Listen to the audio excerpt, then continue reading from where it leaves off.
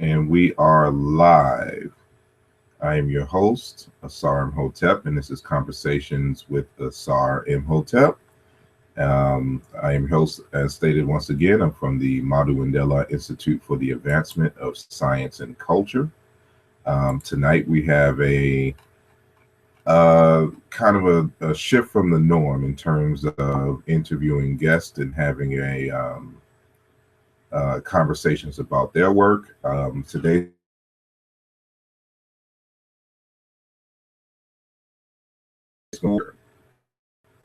the crisis of African American identity and the Bakala of North America. And we'll get into the details of what that means. Just a few notes before we get started. Again, this is going to be a full lecture. So those of you who have questions or whatnot, please make sure that you type it into the question and answer icon that's going to be at the top of the actual screen if you're viewing from YouTube or from the Google Plus. And at some point in the discussion, I will get to your questions, and we will get started. So I will have to share my screen. We may or may not be joined later on by some panelists, so we should be able to hear them as they come in at their own leisure. But today is generally just me, and I will be discussing this particular topic mentioned earlier. And so some advice, again, and I repeat it throughout, it would be best for you to put your screen, if you're viewing from your desktop, to view the screen on full, or do a full screen. This way that you can see a lot of the text that will be shown, because there will be some tables and things, and certain words will be a little bit smaller than others at certain points of this lecture. And so it will be best if you viewed it from a full screen. And from there, I will get started. And so let me share my screen here. My computer's going to act up a little bit in terms of... Here we go. So I'm going to share my screen. And so I don't have any live voices, with me now. So we'll just get started on this. And so let's go from the beginning. I will give it a few seconds for the program to catch up in terms of the full screen. And so once again, this is going to be a full lecture. It's going to be approximately, 2 hours, 2 or more hours. So we will actually have a break at halfway between this discussion. So you can get up and stretch, and then, come back for the second half of the workshop here. And it would appear that everything is, up and running. And so I will get started now, on the presentation. And so, as stated earlier, the title of this presentation is called Blackness, the Crisis of African American Identity and the Bakala of North America. Today is May 24th, 2015, Sunday. And again, I am your host and lecturer for today, Asar Imhotep, with the Bantu and Institute for the Advancement of Science and Culture. As always, we like to discuss things here from an African-centered perspective. And so I like to show this map here, which appears to be upside down, but from the perspective of the indigenous, quote unquote, North Africans who migrated from the Great Lakes regions. This is how they saw the world. And so this just gives us, a good visual of what it means to be African centered. That means to see, and interpret the world from our own vantage point as agents, of history and not just subjects. And so I like to always give honor and praise to the ancestors in general, but specifically ancestors who have influenced, the development in terms of my character and my scholarship. And so on the top left here, we have the Honorable Marcus Garvey. On the bottom left, we have Dr. Sheikh Anta Diop. On the right, we have Brother Malcolm X. And on the top bottom, we have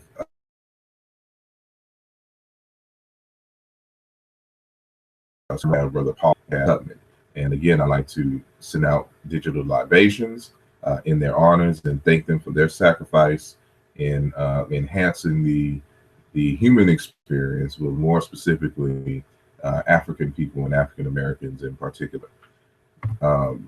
This lecture is also dedicated to the late Dr. Kimbwandinde Bonseki Fukiao out of the Congo, whose work has been instrumental even as it regards this topic. And we'll see how influential his work has been in helping me to suggest and discover a new name, for African American people.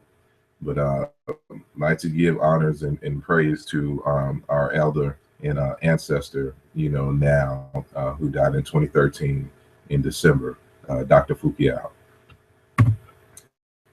And so now, just some quick announcements. For those who don't know, Brother Aunt Benu and I will be heading a tour actually in Egypt this year, starting on September the 3rd. And so we want to get this information out there for you, for those who may be interested in joining us for this tour as we explore Egypt in its African context, connecting ancient Egypt with West, South, and Central Africa. And we'll be able to do this live on this tour. If you want more information, you're looking to join us, hit us up at area code 985-262-3684. That's 985-262-3684. Ask for Brother Aunt Benu. Or you can visit the henensu.com website. That's www.henensu.com. Also, shameless plug or unshameless plug here. My latest work is called Where is the Love? How Language Can Reorient Us Back to Love's Purpose. Came out Valentine's Day of this year. A lot of what we'll be talking about will come from this book today. And also, since we're talking about the Bakala, this is a book that was published in early of 2009. It was actually written in 2007. Did a little changing and then published it as a book in 2009. So a lot of what we'll be talking about here is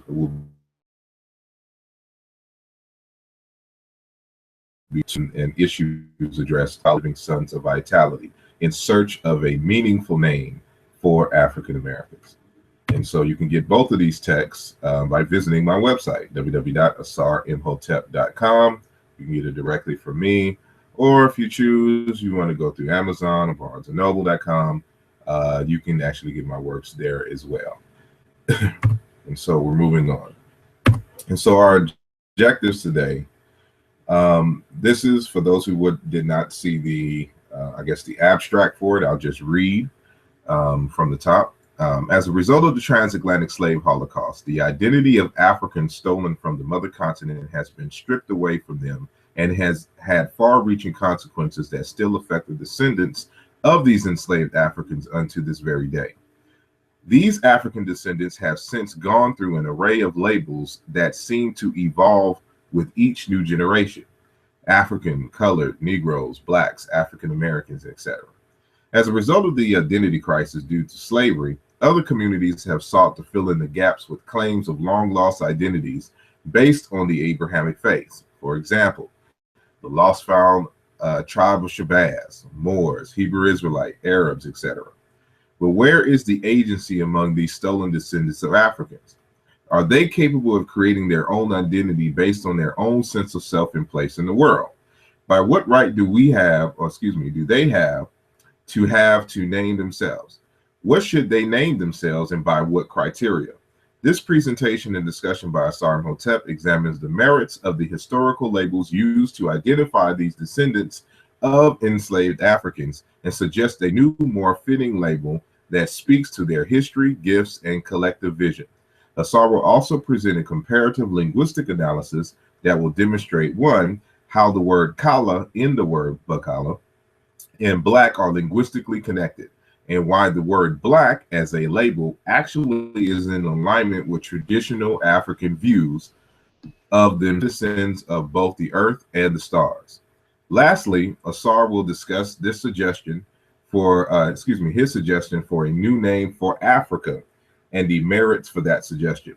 A discussion and question and answer will follow the presentation, as he will be joined by an esteemed panel of researchers.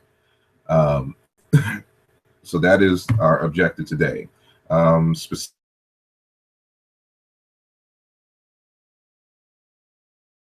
Specifically, African, to provide a full etymological analysis on the word black and Negro and their possible applications. So again, this is a full lecture.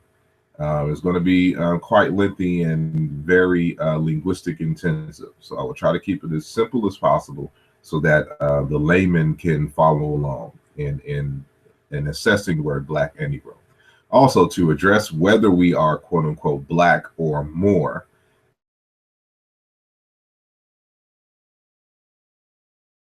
and to introduce a viable African American cosmology that is in concert with our proposed label for African Americans, therefore the Bakala. And so now we're going to get into the presentation. And so I just want to mention again that, this is about 2 hours and some change in terms of the initial lecture. So it'll be beneficial for you to grab something to drink, grab some snacks, of course, have some pen, and also slides that will have more text than others. You may you might want to put your screen, if you're viewing from a desktop, on full screen. And so viewing it on full screen will give you a better sense of what is being presented on the screen itself, because some of the text on some of the slides will be a little bit smaller than in other ones. So to begin, the fundamental issue that we're dealing with here is, of course, with identity and identity crisis. And so for those of us who are familiar with African American history, we know that we have gone through an array of labels. And for the most part, these labels have been given to us by outsiders. And they were not necessarily in alignment in the tradition by which African people named themselves and spoke to their own sense of reality and collective visions and their individual gifts. And so, in 2007, I wrote an article and I suggested the name Bakala as a label, for African Americans, as an active agency to name ourselves based on our own criteria for naming ourselves, studying African cultures and African histories, and trying to regain that sense of self and things of that nature. And so this is a name suggested for us African Americans as an ethnic name, no different from, the Yoruba, the Zulu, the Wolof people, the Fulani, Berber, whatever the name is, those are names that are associated with ethnic groups. And so with us being an ethnic group, I wanted to suggest a name for us as an ethnic group. So to define what an ethnic group is, taking this from the Etymological Dictionary. An ethnic group or ethnicity is a socially defined category of people who identify with each other based on common ancestral, social, cultural, or national experience. Membership of an ethnic group tends to be defined by a shared cultural heritage, ancestry, origin myth, history, homeland, language, and or dialect, ideology, symbolic systems such as religion, mythology, ritual, cuisine, dressing style, physical appearance, etc. And so I think with all of these criteria here, with the exception of an origin myth, which we will deal with later, all of these criteria would not apply to African Americans. What we lack is the label that is coming from our own genius to solidify, all of these characteristics, so to speak. And so, in a lot of these discussions on labeling and ethnicity or whatnot, you find individuals who would like to throw the word nation, out there and ask you, what's your nationality? I'm an individual who, of course, studies language systematically, and we call that linguistics. And so for me, etymology and being able to trace, words and their meanings and their shifts over time is very important for understanding the human psyche and, just ancient cultures or present cultures in general. And so it's a part of, psychology. It's also a part of anthropology. Matter of fact, the particular field of linguistics that I engage in is called anthropological linguistics.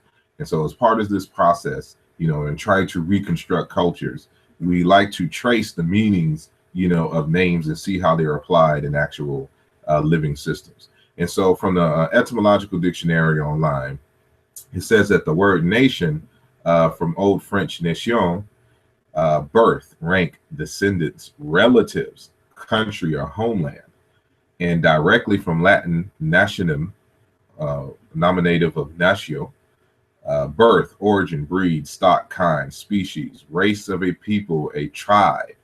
And this word tribe is very important because it's used synonymously with ethnic group.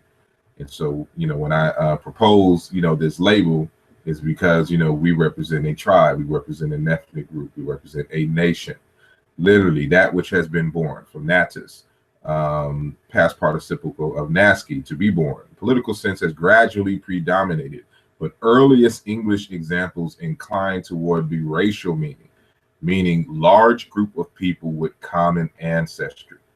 And so this sense of common ancestry is going to be important in terms of nation. What is in terms of African Americans, what is our common ancestry? And so the older sense preserved in an application of North American Indians nations building first attested 1907.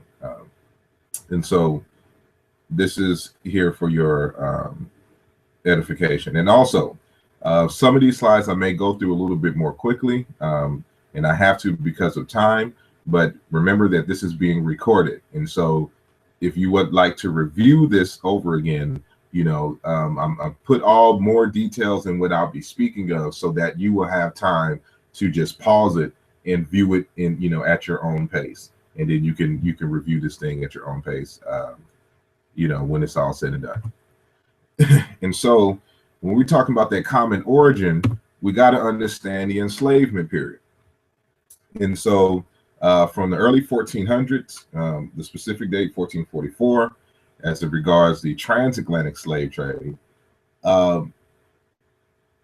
African Americans for the most part have come from approximately 46 or more ethnic groups coming out of Africa. And so this map here is the primary areas where you saw African Americans come from. And so we came from places like Senegal, the Gambia or the Senegambia, West Africa, Liberia, Ivory Coast, Ghana, Togo, Benin, Nigeria, Cameroon, Gabon, the Congo Republic, Angola, and also over here in Mozambique and Madagascar. in Southeast Africa. These people are related to Zulus, Xhosa, other folks here in, Tanzania and things of this nature, closely related to the Karanga, or Kalanga, people in Zimbabwe, old Monomotapa Empire. This is the eastern edge of the Monomotapa Empire, which is now called Mozambique. And so this is very important to understand, because African Americans are a conglomerate of all of these different groups who lived and developed in these areas. And so my specific lineage, my maternal lineage, from doing a DNA test, my maternal side comes from Mozambique, the Southeast African, part of the transatlantic slave trade. And so we got to understand the diversity and why we got to connect, with our place of origin. And so in Africa, when we like to learn things and hold wisdom, we keep them in proverbs. And so it's very wise to study African proverbs. So a few of them I'll read. One says here, one tree does not make a forest. From the Akan, the Baidu people from Central Africa, when you quit your clan, those you go to will be suspicious. The head does not forget where it comes from. One who leaves his ancestry is never a hero.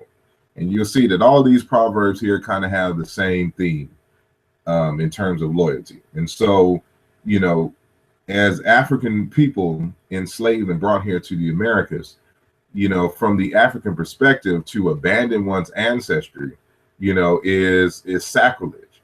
And so, these are the people in which we come from. And so we always want to anchor ourselves, in our historical traditions. But at the same time, we don't want to necessarily try to reduplicate what is there, because each one of these countries and nations have developed on their own, in their own history, in their own unique way, for quite some time. And so with African Americans arriving from all of these different places, we cannot just use one culture and one label, from this area, from these areas, to identify with, because it would neglect, all of the other spaces in which, we derive, and those cultures which culminated, which helped to develop the African American, sense of self and cultural nuances and things of that nature. And so when it comes to the question of Moors, for instance, there's very many problems with trying to identify ourselves as Moors. And the same thing could apply to Hebrew Israelites or Tribe of Shabbaz. With the Tribe of Shabbaz, it's, we'll get to that later.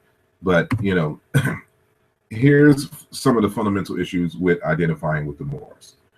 One, the Moors are essentially Berbers, and these are the people of North Africa. And these people were not involved in the transatlantic slave trade in terms of their people being stolen and brought here to the United States. And so with the Moors having their foundation with the Berber people, these are people who were in the greater sense unrelated to us. Also, the vast majority of African Americans, and again, I just said that, are not related to the Berbers. Berbers were not calling themselves Moors for the most part, and we'll get into that why. And but the Moors are essentially Muslims and associated with Islam. And so when you hear about this movement of Moors and things of this nature, it's always attached to Islam. And so it's more so a religious movement trying to guise itself as a political sovereignty movement. And so you would not hear, many Moors outside of, and not connected to Islam. Secondly, there's no Moorish language. There's no Moorish religion. There's no indigenous art of Moors. There is no, you can't go to any library and read any grammar book on Moorish language and culture. It is a label that was applied to a people but they didn't go around, promoting this identity. There's no Moorish script. There's no, there's no Moorish anything. The word Moor doesn't have a meaning, to most folks outside of the Berber language. And we'll get into that a little later. This causes other problems, because no one can agree on what the word Moor means. You ask any Moor, what does Moor mean? And you would get 1,000 answers while only asking maybe 10 people. Because there is no, they have not done the work in trying to ascertain what the word Moor means. And so they're trying to throw this label on us and trying to force us and try to argue that we are Moors, but they can't even tell you what the word Moor means. And that's because the word Moor is not attached to a Moorish people in a Moorish language, because you can't show us a Moorish book with a bunch of Moorish words. You can't give us a Moorish grammar. You can't give us what language family the Moors belong to, because all of this is essentially an Islamic movement. Everything that is associated with the Moors is associated with Arabs, and Islam is Semitic languages. But this concept of Moor, it doesn't exist in real life, and it doesn't matter who you talk to, they will always give you the runaround on what this word Moor means. And then what they also try to do is find any word in the universe that has the letter or the phoneme M and the phoneme R in it, and claim that that's what Moor is, and that's what the Moor means. And so that is methodologically flawed, coming from a linguistic perspective. And because you can't identify what the Moorish language is, you can't identify what the word Moor means. Because Moor has no essential meaning, it cannot speak to our history, gifts, and ancestral vision. And so even if they do try to come up with a name, it doesn't even fit us, and it doesn't fit the tradition and how we named ourselves as African people. And I'll get into that with citations and proof on this matter. And so when we go to the etymological dictionary, it is very informative, and it reinforces what I just said, earlier. One, the word Moor, North African Berber, late 14th century, from Old French, more, from medieval Latin mortus, from Latin morus, inhabitant of Mauritania, Northwest Africa, a region now corresponding to northern Algeria and Morocco. From Greek Maoros, perhaps a native name, or else cognate with Maoros, black, but this adjective only appears in late Greek and may as well be from the people's name as the reverse. Being a dark people in relation to Europeans, their name in the Middle Ages was a synonym for Negro, used indiscriminately of Muslims, Persians, Arabs, etc., but especially those in India. And so this is very revealing.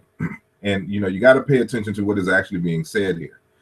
What they're arguing here is that, the word moros, meaning black, is not a Greek word per se.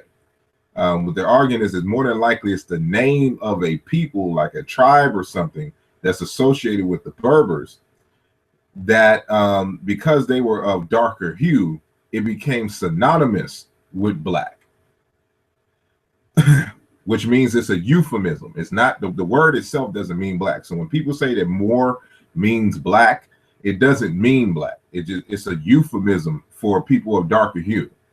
And so and later on, it became synonymous with Negro, or Negro, which is from the Romantic side of Indo-European, which actually means black. And we'll get into that later.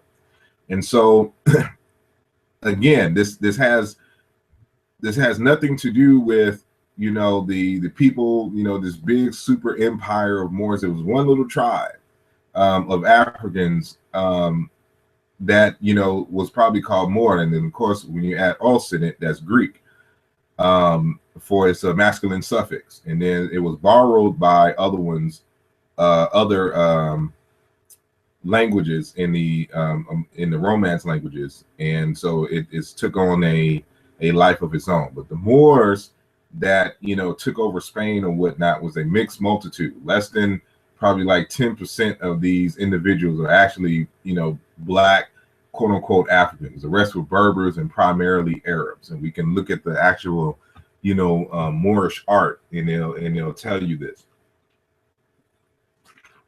And so we'll continue, saying from here. And so, again, when this concept of Moor comes into the forefront, we have to understand the actual people who became African Americans come from a limited number of ethnic groups in Africa, and none of them were Moors. None of them called themselves Moors. And so the most prominent enslaved Africans, were the Gabe of Togo, Ghana, Benin, the Akan of Ghana, the Mbundu of Angola, the Bakongo of Democratic Republic of Congo and Angola, the Igbo and the Yoruba of Nigeria, the Mande of Upper Guinea, the Wolof of Senegal, the Chamba of Cameroon, and the Makua of Mozambique. That's where my maternal lineage is from, Mozambique. And so these were the dominant, ethnic groups that were involved. Notice that none of them called themselves Moor. We'll get specific. Remember, I said it was over 46, of these ethnic groups that were taken, from these different coasts of Africa. And so we had the Wolof, Mandinka, the Seer, the Fulani, the Jola, Balanta, Fulopo, Mande, the Susu, Nalu, Bran, Kru, Kapele, Balanta, Biafara, the Timne. And on the right-hand side, you can see where these people are coming from. Again, I'll be going through these fast. You can pause this when you review it. The Akan, Ewe, Yoruba, Dagomba, Bariba, Igbo, Efik, Kalabari, Ga, Fon, Gurma, Mahi, Hassa, Ijao, Ijo, Igala, Etikira, Ibibio, Duala, Edo, Tekar, Bamun, Bambalike, Tike, Yaka, Chokwe, Lunda, Congo, Luba, the Baluba people, Luchazi, Mbundu, Obi Mbundu, Makoa, that's in Madagascar, Makua, same people, Maravi, Karakare. These are the primary groups from which African people, were taken. And so notice that they didn't call themselves Tribe of Shabbaz. You don't see Shabbaz up here. You don't see Moor, and you don't see anybody calling themselves by any of the 12 tribes of Israel.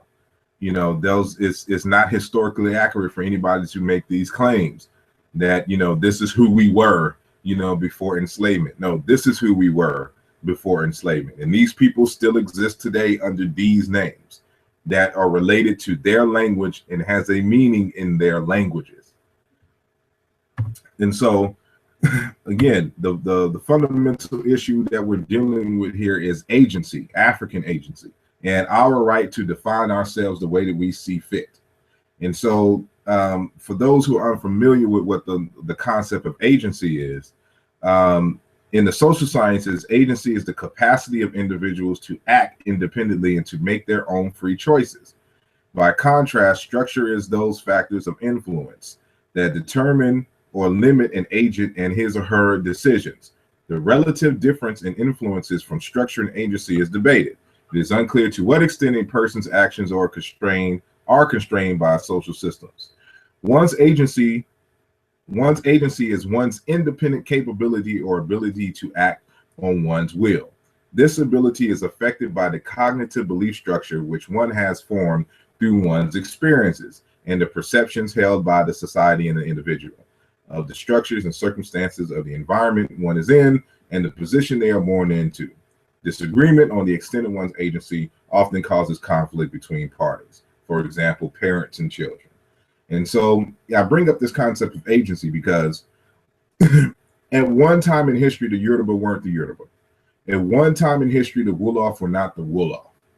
At one time in history, the Amazulu were not the Amazulu. Circumstances happened, and they were forced to formulate and amalgamate themselves into a cluster of individuals, and they labeled themselves, based upon that history and things of this nature. And so identities change. I can go back to the first, human being and argue that we were some group there. but that wouldn't necessarily speak to, our immediate history and why we are the way we are to this day. And so even if we were to assume that we were Moors back in the day, doesn't mean that we are Moors now. Because, to have an identity, to have a label, is to have a psychology, is to have a semantics, is to have a way of being. And none of these terms, speak to African Americans in terms of, what their individual or our individual, personality really is. And so these individuals, for the most part, haven't even thought about these questions when it comes to identity and agency. And so they just can't get it in their head that, everybody doesn't want to be Muslims. And you shouldn't try to force everybody to be Muslims or identify with Muslim empires, Muslim languages, and culture. And so, as agents of our own destiny, we choose to say otherwise. And so within that spirit, is because of this sense of agency, the central tenet of, an African-centered approach to life. And in 2013, I wrote a book called Aluja. And the meaning of that word Aluja means to make, provide, or to retrace one step, refer to a place of origin, or to restore. This is a modern Chiluba Bantu way of saying a word that you even find in the ancient Egyptian hieroglyphs called Saruj. That S in the word Saruj, as we can see here in the bottom, is a prefix. It is the cause of the prefix. The root is Rouge. It means to make secure, to set right or wrong, provide, fulfill a contract, to restore, repair, to make new again, to make grow, to flourish. For us, in this day and age, with everybody trying to tell us, who we are or who we were back in the day, there are those of us who are saying, well, this is who we've developed into. And, we need to have something that is based on our, own agency and speaks to our personality. That conglomerate of those African traditions that culminated and synchronized themselves into the African American personality. And so we're all familiar with the term Sankofa, which means to go back and fetch it. I chose the term Aluja because I think it speaks more to actually what must be done. So it's not only a turning back and just taking something wholeheartedly and then bringing the future, but more so to trace one's steps, but also to restore, that which had been damaged. And so this is what this talks about in terms of Saru, to make new again, to make grow and flourish, to set right. And in order to do that, we must be able to anchor ourselves in our tradition, but to improve that which, has been, broken in the past. And so those familiar with ancient Egyptian culture and concepts, you know about the phrase Saruj Ta, which means restoring the world. And all throughout ancient Egyptian history, they talk about restoring and rebuilding better than what their ancestors did. And so we're not, the ancient Egyptians were about their ancestry, anchoring themselves in their past, but it was always in their consciousness to improve and to do better than what their ancestors did. And so, for us in this day and age moving forward, we're not just stuck on what our ancestors did or what our ancestors called themselves. We have a new experience here, which causes us to have a new purpose and direction and a new vision of life and things of this nature, which we'll get into a little later. And so, again, African proverbs are where you're going to find that wisdom. And so there's a Braivu proverb that states, having a family field doesn't prevent you from digging your own. And for those who really kind of understand what that means, is that just because you have an inheritance or whatnot doesn't stop you or prevent you from creating your own lane.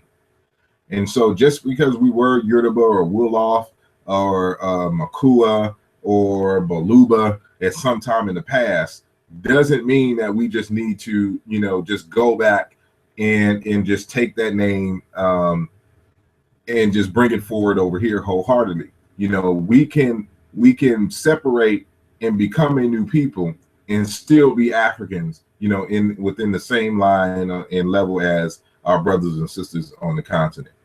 And so, you know, the reason why we had this identity crisis is because of the second Baidu proverb, which states, if you keep longing for a better home, a wanderer's sleeping mat will always be your sole companion.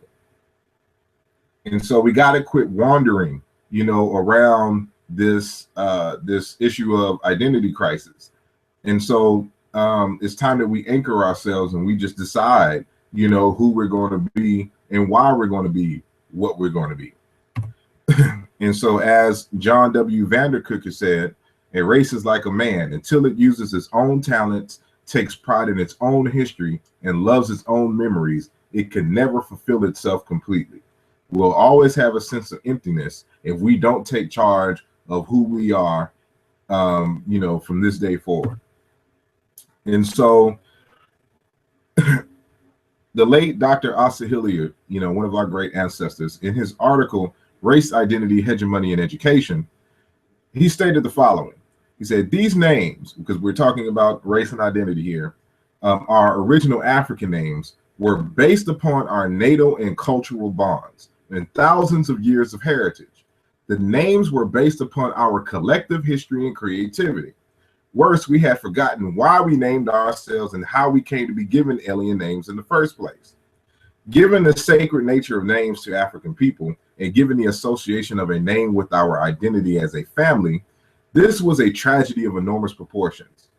Our focus on names became a barren one, a focus without the benefit of awareness of our rich cultural traditions. Therefore, we were unprepared for the conversation about race, naming, and identity. We had come to a point where we, as a people, were named by others. Most of us had lost control of this, the most fundamental of the human processes, the self-determining process of naming ourselves, of telling, not asking, the world who we were. And I think this is, I cite this in the Bakala book, this is very critical to understanding what we're engaging in today. You know, one, he brings up this phrase called self-determining process. And so this is another way of talking about agency. We had agency. We named ourselves based upon, you know, our traditions, our language, and things of this nature. And so what I'm proposing here is in the tradition of African people who, you know, were agents of their reality, not just simply reacting, you know, and trying to be something that they're not. And so we get reaffirmation from our brother, also an ancestor, Jordan Ngobani, in his book, Conflict of Minds. He says to be human is to be able to say what and who you are, and to be able to say why you are here and where you are going. It is to be able to define yourself.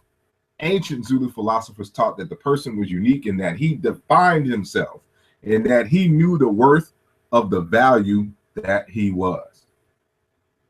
Again, the African way is agency, knowing, you know, what the definitions are in terms of being associated with you.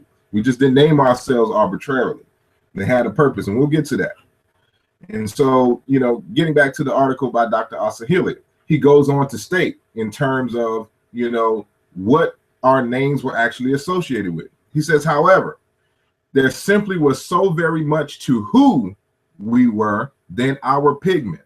And so this is speaking against, you know, the words Negro and the words Black as being an identity label, you know, because they only spoke to our skin color.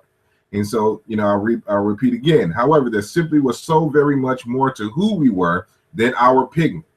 So how had we come to become preoccupied with what rather than who we were? With our political and economic struggle rather than with our essence and our destiny. In other words, you know, this is what the Moors try to do. They try to make our identity associated with politics. But the Africans, we weren't concerned with our politics when it came to our label. Our labels were associated with our essence and our destiny. And we'll get into that throughout this discussion. How had we become individuals rather than family? How did we become a temporal rather than an eternal people? A local rather than a cosmic people. Africans had seen it this way. And it's on these premises, and we'll find support all throughout Africa for exactly what he's saying here.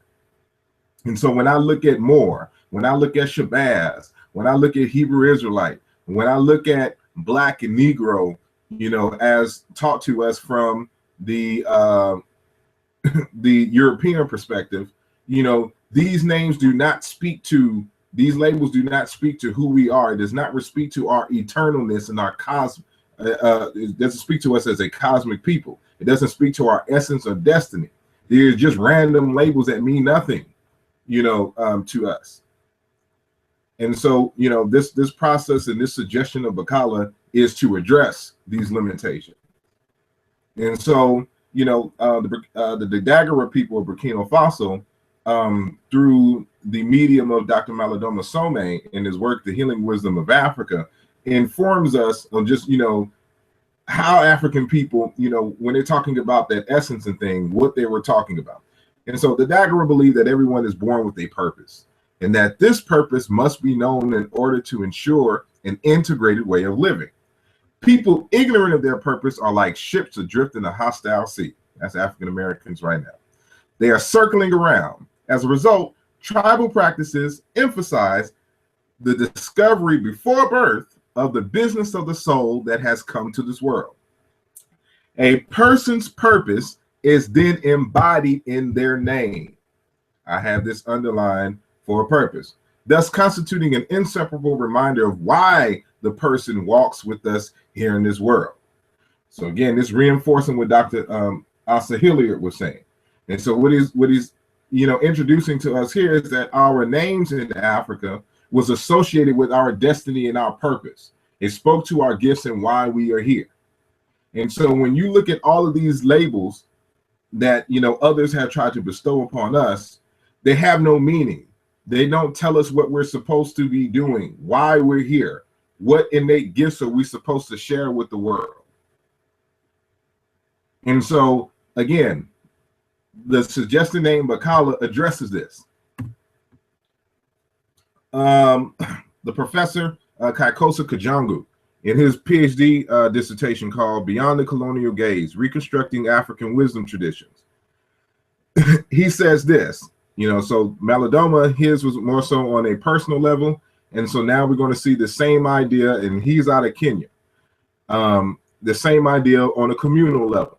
So the ancestral vision is a vivid expression that describes why a particular community of memory exists and what types of human beings it intends to deliver. It expresses the feelings that members of that community of memory hold for their community and its place in the world. Often this vision is the name that the community gives itself. So when the community labels itself, remember the discussion from Asa Hilliard, it spoke to their destiny, them as a cosmic people. So what does the word Moor, what does Shabbaz, what does the Hebrew Israelite, you know, or the word Hebrew, how does that speak to our collective vision? You know, when African people name themselves, they just don't name themselves arbitrarily. And so this is on a communal level. So our communal names have meaning. It has purpose. It describes the kind of human being that community intends to develop or deliver into the world. And so, you know, we're dealing with culture and stuff here. And so these are the things that you have to think about when we're talking about labeling and identity, which is usually absent from most discussions, you know, on labels and identity. And so the kind of framework that we're going to be dealing with here is what I call Boalu into, or ontology, which is actually the word intuology. And so as a framework for an African-American, you know, pedagogical framework for, you know, teaching all of our lessons, everything is going to be related to into. Into is being, existence, essence. You know, intuology, ontology. The word ontos, which means being, is a borrowing from African languages. That word survives in Negro Egyptian, especially in Bantu languages, as the word into. And so, Walaba into, the study or the science of into, of being. And all other forms of research fields fall under ontology. We all want to understand beingness and what affects beingness. And so whether we're talking about epistemology, cosmology, axiology, logic, teleology, and etc. And so we'll be dealing with, parts of epistemology, but especially axiology, values, and cosmology, and of course logic and things of that nature. But these two right here will be the crux of what we'll be dealing with in this discussion. And so now, when it came to a criteria for naming us, I came up with the following criteria. Well, I guess that'll be the next slide. But here's the reason why. And so when people, ask us, why don't we just call ourselves these names? Black, it just simply describes our skin. It doesn't tell us who we are and what our essence is and things of that nature. But the word black doesn't have to be. And we'll see why, because the word black and the word kala come from the same exact root. They're the same exact word. But it's just in how, you interpret it in terms of the culture. And so we'll get into that later. Negro, when they used black and Negro, they were just describing our skin color, and it was nothing else. Moor has no meaning. And it's primarily Berber speakers, North African Berbers. Tribe of Shabbaz, we're not from Asia. And so if anybody knows about the Tribe of Shabbaz, Shabbaz is supposed to be this mythological ancestor who originated in Asia and gave birth to all human beings, or designed all human beings. The etymology is uncertain. There's a debate on what the actual word means. And so we don't need to be in any more debates on what a word means. We need to know what a word means and see if it applies to us, and then we can move forward. Israelites, we're not related to Israelites, regardless of what Israelites say. African, again, related to Berbers. The word African itself is comes from a Berber word or a Berber labor meaning avriga. Avriga. And it's from Avriga, which was a merchant class in Tunisia, that the word Africa, came about. And the word Avriga, it actually may be related to the word Hebrew in Fulani and things of that nature. But that's another discussion.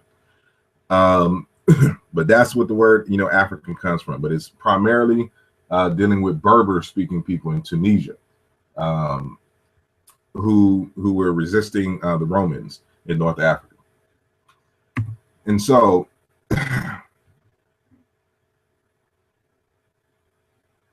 I will cite again from Dr. Kakosa Kajangu, who says something that is very critical, when trying to understand exactly what we're doing here. In his book, Wisdom Poetry, and came out in 2006, he says, the second fundamental principle about traveling on the superhighway of wisdom is speaking in one's own name. Now, we got to understand the context here. Dr. Kakosa Kajangu, he has written and spoke about different African indigenous religious traditions. He knows about them because he's traveled and been initiated in several of them. And so what he talks about in this particular text is that this underground superhighway of wisdom in which initiates travel across Africa, initiating and learning from other traditions. And so what he's talking about in his personal travels, that, the elders fundamentally told him that to speak in one's own name. And he gets deeper into this in the next part of the paragraph. So every sage that I have so far encountered on my journey to wisdom has told me, as he or she was told by their mentors, speak in your name, never in mine. What does that mean? What does this mean? Sages will tell you to nourish your mind with teachings that have been enriched by countless generations of sages, but they insist that you must remain truthful to the voice that brought you into life, or the voice of your destiny. Notice this word destiny keeps coming up here. And so this is very critical when we're trying to understand African agency and what African people are doing. African people don't hawk on, being the super ancients. They develop something for themselves. They can take wisdom from other places and adapt it to their own means. And so that's what this particular proverb is essentially saying: speak in your own name, never in mine. And so, you take what you need and then you develop your own. And so this is a fundamental African principle here, that is shared all across Africa, as witnessed by Dr. Kajangu himself. And so just because the Yoruba, and we used to, some of us used to go by the name Yoruba, don't mean that we need to call ourselves Yoruba people or Igbo people or Wolof people. We speak in our own name. We're a new people now. We have a new certain circumstances that have forced us to become a people. And so we need a name and a label that reflects that. And so we can develop and take our own stake in the world and not be the stepchild and lost, children looking for our parents, forever, be eternal nomads. And so the criteria that I use, for finding a name for African Americans are the following. The name that, we choose, it must be able to speak to the many rooms which make up our mansion. And so, the many rooms that make up our mansion, meaning that, African Americans, have ancestry in dozens of houses of Africa. Again, Senegal, Ghana, Benin, Togo, Madagascar, Mozambique, etc. And so the name, must be, related and applicable to all the languages that exist in those areas. And to speak in terms of the diversity of the African American personality. And so it must speak to the history of African Americans sojourning in the United States. It must be anchored in several African languages, as I mentioned before, because the idea is Pan-Africanism here. Must have a philosophical texture in which to build a cosmology. Remember that, cosmology was central to the identity. We'll get deeper into that a little later. Must speak to our gifts and the names we already have used to identify ourselves here in the United States. So I'm not abandoning the nature to use the names that we've already used here in the United States. The name, it should also be in sync with that, because we've built an identity, off of Blackness, and we've given it a philosophical texture. And so we don't necessarily want to abandon that, because that comes from the genius of African American people. And so as we see, the word Bakala reflects that, especially when we talk about, James Brown, I'm Black and I'm Proud. That's a pivotal work from one of our genius musicians. And, I'm not abandoning that song for nobody. Also, lastly, it must speak to our collective purpose or mission that can arguably be established by examining the historical usage of our most precious gifts to humanity. And I get into, that deeper into the Bakala book. And so when it came time to finding a name that fits our personality, we must first audit and do an inventory on what is the character of African American people. Now, I don't have time to go into detail of all of these things. And so, again, they're in the book. And, these actually come from Dr. Wade Nobles when he was describing the African American personality. And so I just took what he did, what he already came up with in his studies as a psychologist, and I went and linguistically found the term that fits every single one of these precepts and cultural themes that were mentioned in the article by Dr. Wade Nobles. And so again, to find out, what we're talking about here, you would have to read the Bakala book. But in terms of, the African American cultural precepts, Dr. Wade Nobles came up with 8. And he says that, in terms of our personality that's related to us, we're talking about consubstantiation, interdependence, egalitarianism, collectivism, transformation, cooperation, humanness, and synergism. He also, discussed, these reoccurring themes that come up when we're talking about the African American personality in our history and psyche and things of this nature. And one is spirituality, resilience, humanism, communalism, orality and verbal expressiveness, personal style and uniqueness, realness, emotional vitality, and musicality and rhythm. Again, that's a lecture in of itself, so I won't have time to go through it, but just wanted to give you the name and tell you that, again, it's in the book, that you can get the details of what all that means and how that fits, the African American personality to a T. And so I want to get into this word Negro here. And I want to get into the word Negro and Black specifically, because I hear a lot that these are not even African words. They don't apply to us at all. And that is incorrect. These are one African words, and they apply to us in various different ways. And so there's different levels to one's identity. And so, there's a part of us where it's descriptive. And so, the concept of Black and Negro itself is dealing with a range of colors that are on the darkest part of the color spectrum. And so to define Negro and where this is from, the etymological dictionary informs us of, a member of a black-skinned race of Africans. From Spanish or Portuguese, Negro or Negro, black. From Latin, Negrum, nominative niger, black, dark, sable, dusky, figuratively gloomy, unlucky, bad, wicked. Of course, it's not necessarily racist in this term, but they use it in racist ways in terms of the Indo-European speakers. Of unknown origin, perhaps from Proto-Indo-European nekwut, meaning night, see Watkins. As an adjective from the 1590s, use with the capital N became in general use in the early 20th century, yada, yada, yada. Won't read the rest here. But it's suggested that the word Negro is possibly coming from the word nekwut, meaning night and black. And so, and this is that PIE means Proto-Indo-European. So in linguists, historical comparative linguists reconstruct languages. So this is what the word night is reconstructed to. So when you say the word night, the Proto-Indo-European speakers used to say something close to nekwut. And so understanding this word night, Old English, nit, West Saxon, nahit, night, darkness, the vowel indicating that the modern word derives from an oblique cases in linguistic talk. Proto-Germanic, nachit, cognate, and these are the words, Proto-Indo-European, nukit. We saw that in the previous slide. Night, cognates with Greek, nukis, at night, nox, at night, yada, yada, yada. According to Watkins, probably from a verbal root neg, meaning to be dark, to be night.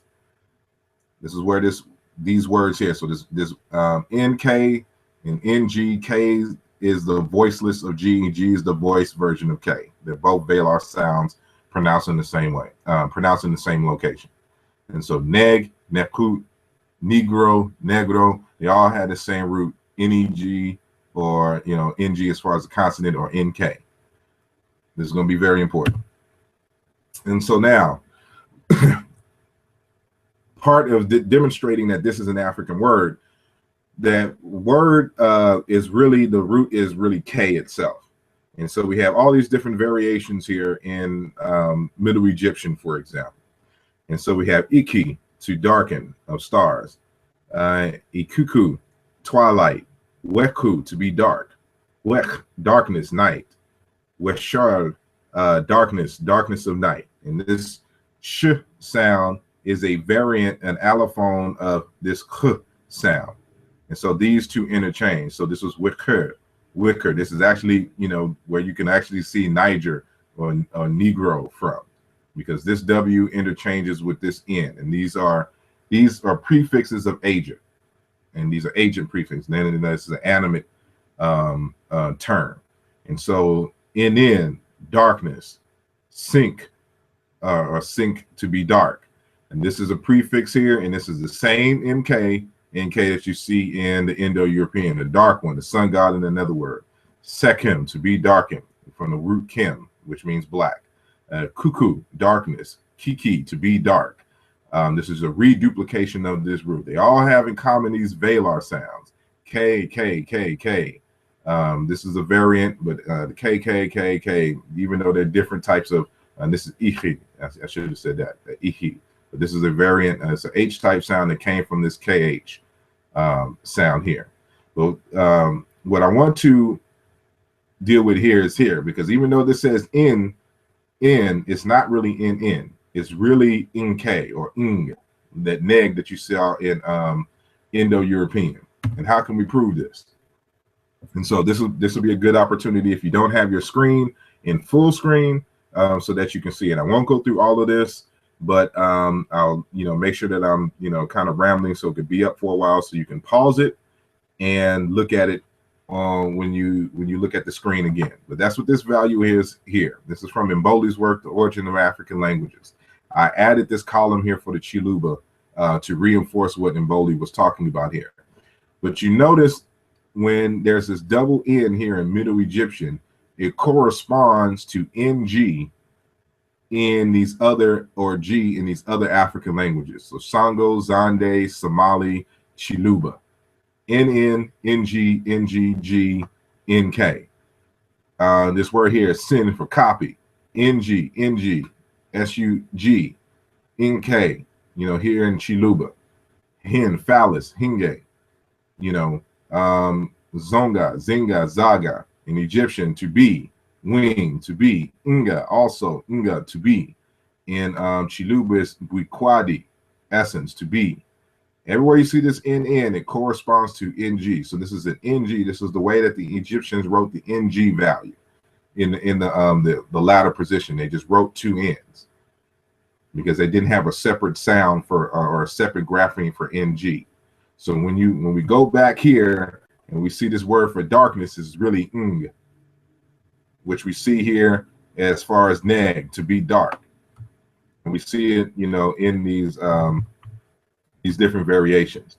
And so a few variants in Africa in terms of the reflexes of Proto-Indo-European neg, we see in Igbo as eke, which is a word for python, which actually comes from ke, which means to shine and glitter. In Hebrew, nig, Yoruba, ke, ko, all meaning to shine and glitter. All of these words come from the same root, and we'll deal with that, in a little bit, because the word ultimately comes from a word for fire, and so fire has two semantic derivative meanings that go into their own different directions. So you have fire, burn, darkness, burnt, dark, black. That's one variation. Then you have fire, burn, light, white, and then shine, glitter, and all of these different things, all from the same root. And so when we look up the word black, we'll see this example later. And so I wanted to deal with this word dark here, and says with little or no light, absence of light, and also of a color object not reflecting much light, approaching black in shade, dark green. So when we look at the words for Negro and we look into the word for black, there's not just pitch black as terms of the definition. It's just dark. It's a range. It's the colors that approach the most blackest of black. And so when people, especially of the Moorish tradition, tries to argue that we're not black, they're not accurate in their assessment, because black doesn't just mean pitch black at midnight in the way we understand it. It's a range of colors, including dark brown, which they try to argue that that's our particular color. And so, we have to be precise when we're doing this type of work. And a lot of them are on the lazy side, when it comes to this. So let's deal with this word black. Why are we able to, deal with Indo-European and African languages? I did a whole lecture, before on this, so I won't go to too many details. You can see, many of my old lectures on this. And not only that, I have interviews with these next two authors. And so G.J.K. Campbell Dunn, who wrote a book, Comparative Linguistics, Indo-European and Niger-Congo, demonstrates that the Indo-European languages come out of African languages. He argues specifically Niger-Congo. Now, I had him, you can look him up, G.J. Campbell Dunn on YouTube, and you will see my interview with him. Also, you have Brother Jean-Claude Mboli. I spoke about the book earlier. This is The Origin of African Languages, or Origin des Languages, or des Langues Africaines. It's a book written in French. You have to be able to read French to read this. But in here, he deals with Indo-European languages as well. And so I also, add to this discussion in my book, Where is the Love? How Language Can Reorient Us Back into Love's Purpose. And so you'll see some other citations in there besides these two, which help to demonstrate that Indo-European languages, come out of African languages. This is why we are able to properly define these words that are obscure in Indo-European, because they come out of African languages, and these are African words. So when somebody talks about Black is not African, that, it's an African word, and we'll deal with that in a second. And so Mboli reconstructs the language family created by or discovered by Dr. Theophilo Wabinga in his 1993 work on the origins of African languages. Again, and this Negro Egyptian is broken off into three primary branches: Kweki, Kikwe, Kikuki, and then two dialects from there, Bede, Behir. This branch 3 here, the Kikuki, is ultimately what becomes Indo-European and the Semitic languages, but then they are influenced by these Kweki and Kikwe languages, or Bede and Behir languages, spoken of earlier. And so again, I won't go into too many details because we have whole lectures on this. And matter of fact, we have Jean-Claude Mboli himself, who's done a lecture, a workshop on my channel. It's 5 hours, just on the details of all of this. And so if you want to watch that, you're free to do so. And so again, just going and showing how, human beings left Africa 50,000 years ago, through what is now called the Middle East, into India, and then they settled here for a while. And then these Indians, left out of India into, what we're now calling Europe and the Middle East. And so these folks here that people are claiming are, Moors and Arabs and all this other kind of stuff, are really just Indians who back migrated, into these areas. Negro Egyptian speakers came out and left through this area and met up with these, light-skinned Indians and whatnot, and these light-skinned Indians up here who eventually became super pale and white, and developed these languages and things of that nature. So you'll get the details in the Where is the Love book with the linguistic proofs and things of that, so I won't go into that. Moving forward, for those of you who read the Metathesis script, you'll see that this is often rendered as an A, but it's not an A sound. I reconstruct this to chi, and then this is reconstructed by Mboli as a nasalized volar trill. So whenever you see this sign here, or this glyph, understand that this is going to be a chi or a K type sound, and it's from this chi that we get the D variants, the G variants, the I variants, and H variants, saying of this in Egyptian. Won't have time to go through that, at this point. Again, you can read my Where's the Love book. All the details and proofs are in there. Here's some proof and examples for those who understand the historical comparative method.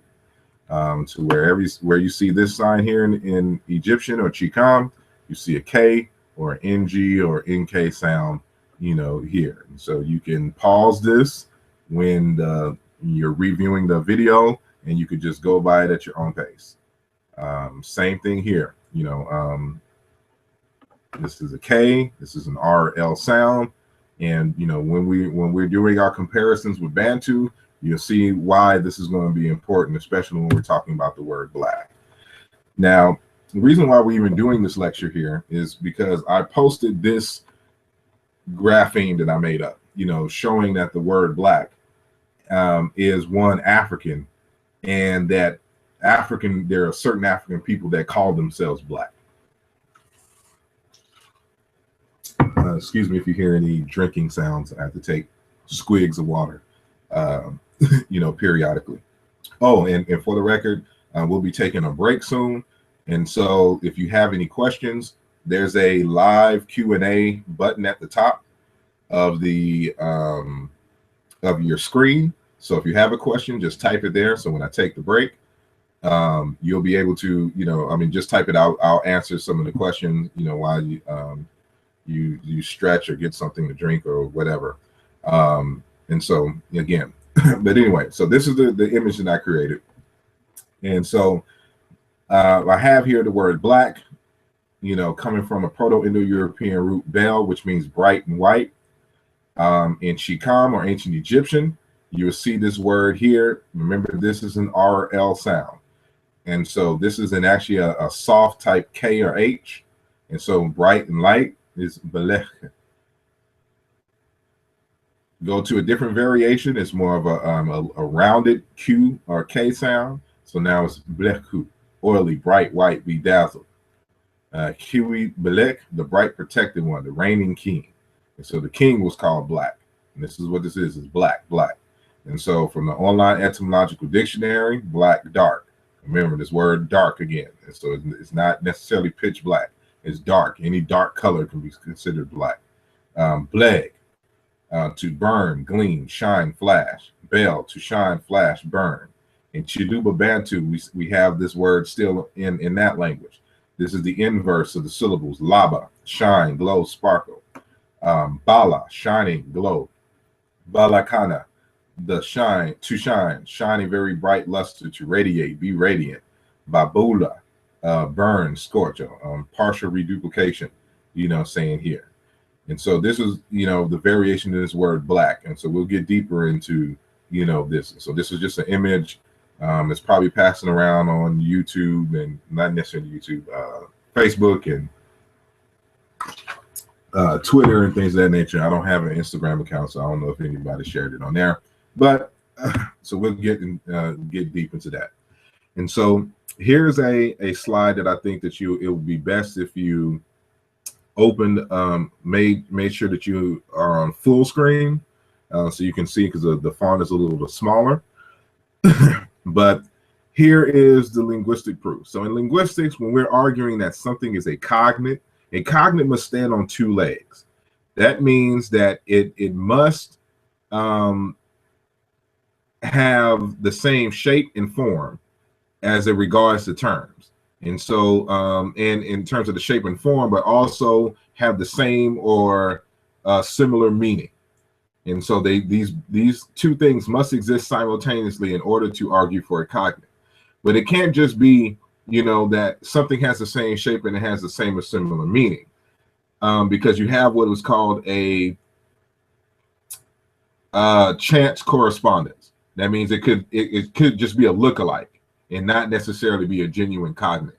So in linguistics and historical comparative linguistics and anthropological linguistics, what we have to do is demonstrate a series or a pattern of regular sound correspondences, sound and meaning correspondences between terms. This lets us know that if a word is inherited or not, or if it is a borrowing or a chance lookalike, because we have to establish sound laws between two related languages. And so in this Egyptian and Proto-Indo-European, we notice here, this is the word that was from the previous, this word here, bel, bright white, which is a root to the word black. This is this word here, and you can find this for those who actually have my book, Where is the Love? You will see this on page 39 and 40, this chart here. And so everywhere we see this aspirated B here, it corresponds to B in Middle Egyptian. Everywhere we see this L, it corresponds to this nasalized uvula trill or R here. And so this H and this K here are suffixes, and we'll see that they're also suffixes in Indo-European. And so bright white, oily, bright white, bedazzled of sight, bright white, same thing here. Bala, log beam, Bali, wooden pegs, bird, wooden beam or wood beam. Here the hieroglyphs here to show what it looks like in the actual ancient Egyptian scripts. We can do this all day. Leb, to pour wet.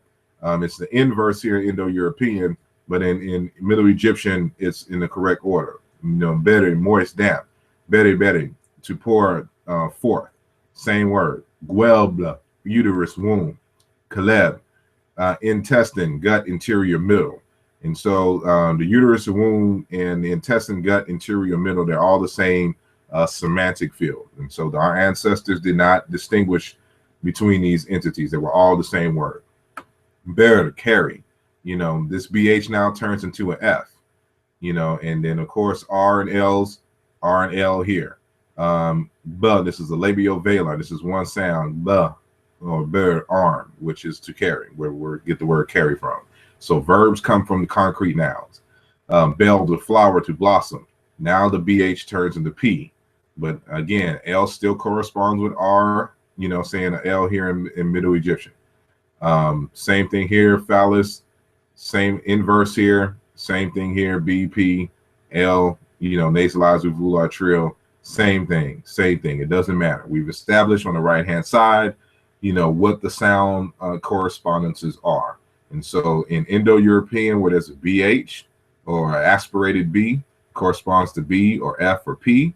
Where you see an L or R sound, it corresponds to Middle Egyptian R, you know, here, or this nasalized R, you know, here, which can turn into an N or L, or, you know, and things of that nature. And so again, this is in my book, Where Is the Love, starting on page 39 and 40. You can see this for yourself. And so you see some other, you know, variants of this, you know, word here is, you know, Bakala, morning sun, Balek, be bright, shine, because this cute, you know, saying here is a K. The inverse here is Bakala, Bakala, to give light, Bek, without the, you know, saying the L suffix here, to give light, Balek, a town, Malek, the B is turned into an M sound, it's nasalized, the B has been nasalized, so to burn, to smelt. All the same word here. There's different suffixes, different variations, different dialectical variations of the same word. And you know, we can see here mukel, to burn, to blaze. It's just a different variation, you know, saying of this word here. And so we can see that the inverse, these have inverses. So metathesis happens a lot with liquid sounds. And so we've established that the word black, you know, has its cognizance in the Middle Egyptian, you know, in ancient Egyptian languages. And so when we're looking at this word here, this is interesting, because the word there's a different word for Egypt. Egypt has many different labels for the country, and it was called black. This is what you're seeing right here in reference into the dazzling eye. And there's several different places that this is in association with the sun. And so it's the place of the sun. And in terms of the dazzling eye, these are the sources where you can find it, you know, from the Walter Bush Dictionary. But here it is, black. And so when people try to talk about that there was no black land, that there was no black people, that's a lie. Here we have the records here. This is what they called it. This is how they spelled it in their own language. This is why it's important to attach labels with languages and scripts and culture. This is what it looks like in their language. And so, you know, we have variants of this word here, clear in character, you know, Sabalek, the heavy eye, the heavenly eye. The heavenly eye is the sun. And so this word doesn't mean eye. It means it's a brightness, it's to shine in things, and it's in reference to the sun. The heavenly eye is the sun. This is the place of the sun. And there's even cities like Hemenu, or which is the place of the sun people, is a city. And there's also a reference to humankind in ancient Egypt. There's also the town of On, or In, you know, which the Greeks called Heliopolis. You know, we know Helios means sun. This is the place of the sun. All coming from these words, and this is a variant of here. This word black, or bleket. This is a suffix here because this word means to shine. And this suffix T nominalizes it, which means it turns a verb into a noun. So it's a grammatical feature here. So bleket, you know, the dazzling eye, reference to Egypt. And so this is what they call their land, black. And so anybody arguing that you cannot find a black land in Egypt, tell them they're full of, you know, horse manure. They didn't do their homework.